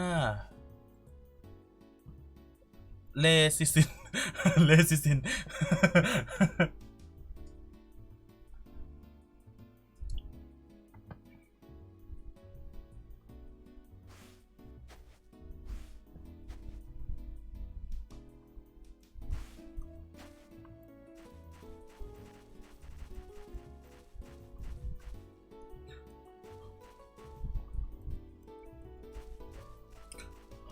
โอเค น่าจะเสร็จหมดแล้วนะครับ รอบนี้ขอจบไปก่อนนะครับ ไว้แมตช์รอบหน้ามาเจอกันอีก แมตช์รอบหน้าวันไหนพี่พอรู้วันที่หรือเปล่าฮะ เดี๋ยวจะได้เซตไลฟ์ครั้งหน้าไว้เลย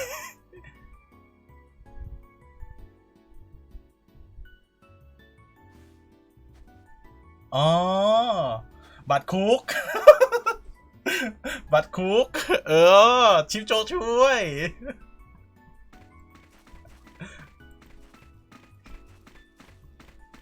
รอบหน้ารางวัลบัตรคุกกี้รวมมูลค่า 1,100 บาทนะฮะ ที่จะเกิดขึ้นนะฮะ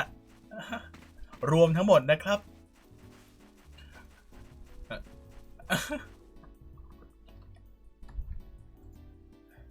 รอบที่ผมดองเอาไว้ตั้งนานนะครับ มันชื่อว่ากิจกรรมชิปโชคช่วย ชิปนี้โชคช่วย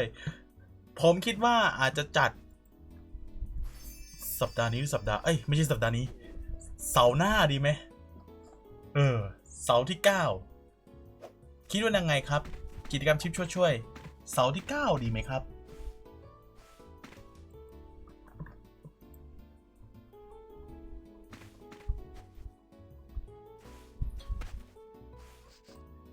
ชิปยกช่วยวันชิปก็คือ approachman อะบางอย่าง approachman อะ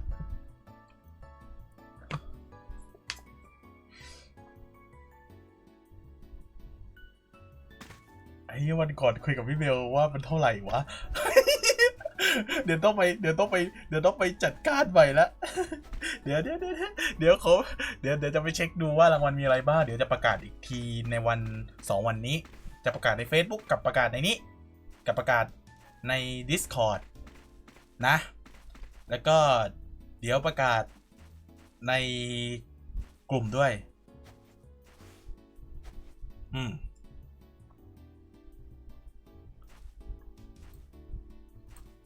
พี่หมายเมื่อยไหมครับสู้ๆ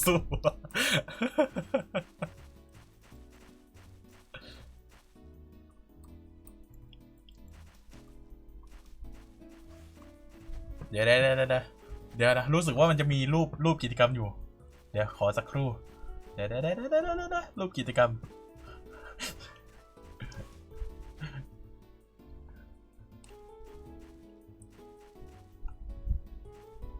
นี่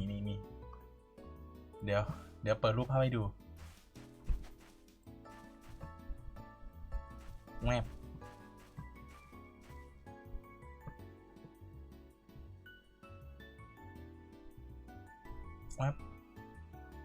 เดี๋ยวเปิดรูปภาพให้ดูฮะไม่ใช่แวบ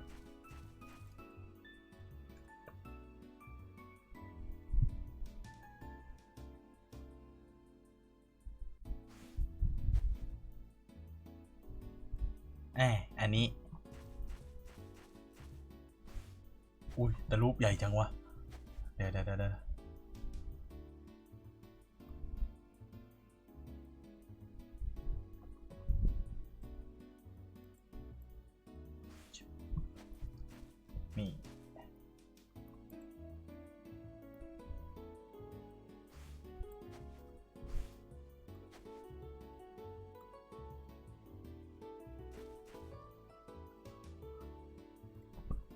นี่แวบวันก่อนจะจัดกันเดือนนี้แต่คนน้อยเกินไปเลยไม่ได้จัด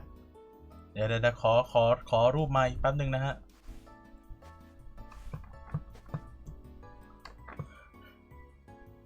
ทุกคนในกลุ่มน่าจะเห็นกันแล้วแหละไอ้รูปกิจกรรมนั้นอะรังแกคนแก่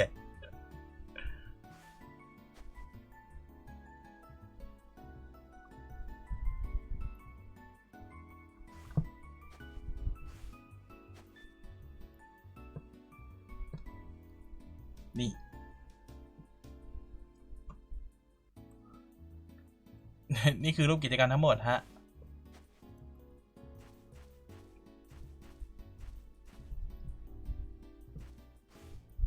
เขาบอกว่ามากรรมความหาของโหมดที่เกือบจะถูกลืมในเกมบางย่าหรือเปล่าก็ไม่รู้กับกิจกรรมบางย่า approach match ชิปโชคช่วยชิปยังไงไม่เหลือความแห้วครับคนที่เป็นสปอนเซอร์ก็คือพี่เบลนะฮะซึ่งตอนนี้พี่แกเข้าเกมไม่ได้น้ำตาไหลนะฮะเงินรางวัลมูลค่าเงินรางวัลรวมนะครับ1,100 บาทไว้รอบหน้ามาเจอกันครับคิดว่าอาจจะเริ่มเดี๋ยวอาจจะเป็นสัปดาห์หน้าไปเลยนะครับก็คือวันที่9เดือนพฤษภาคมนะ9 เดือนพฤษภาคมเวลาเดิมเนี่ยครับเวลานี้เนี่ยแหละครับเดี๋ยวจะเริ่มจัดชิปช็อปช่วยกันโอเครอบนายครับรอบนี้สุ่มอย่างงงหน่อยรอบก่อนที่จัดเอาโพสแมทสุ่มแล้วมันงงสุ่มแล้วงงเหรอฮะใช่คนได้รางวัลมันจะงงไงโอเคฮะเดี๋ยว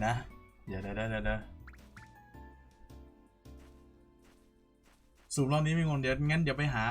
นั้นใหม่แล้วกันนะฮะ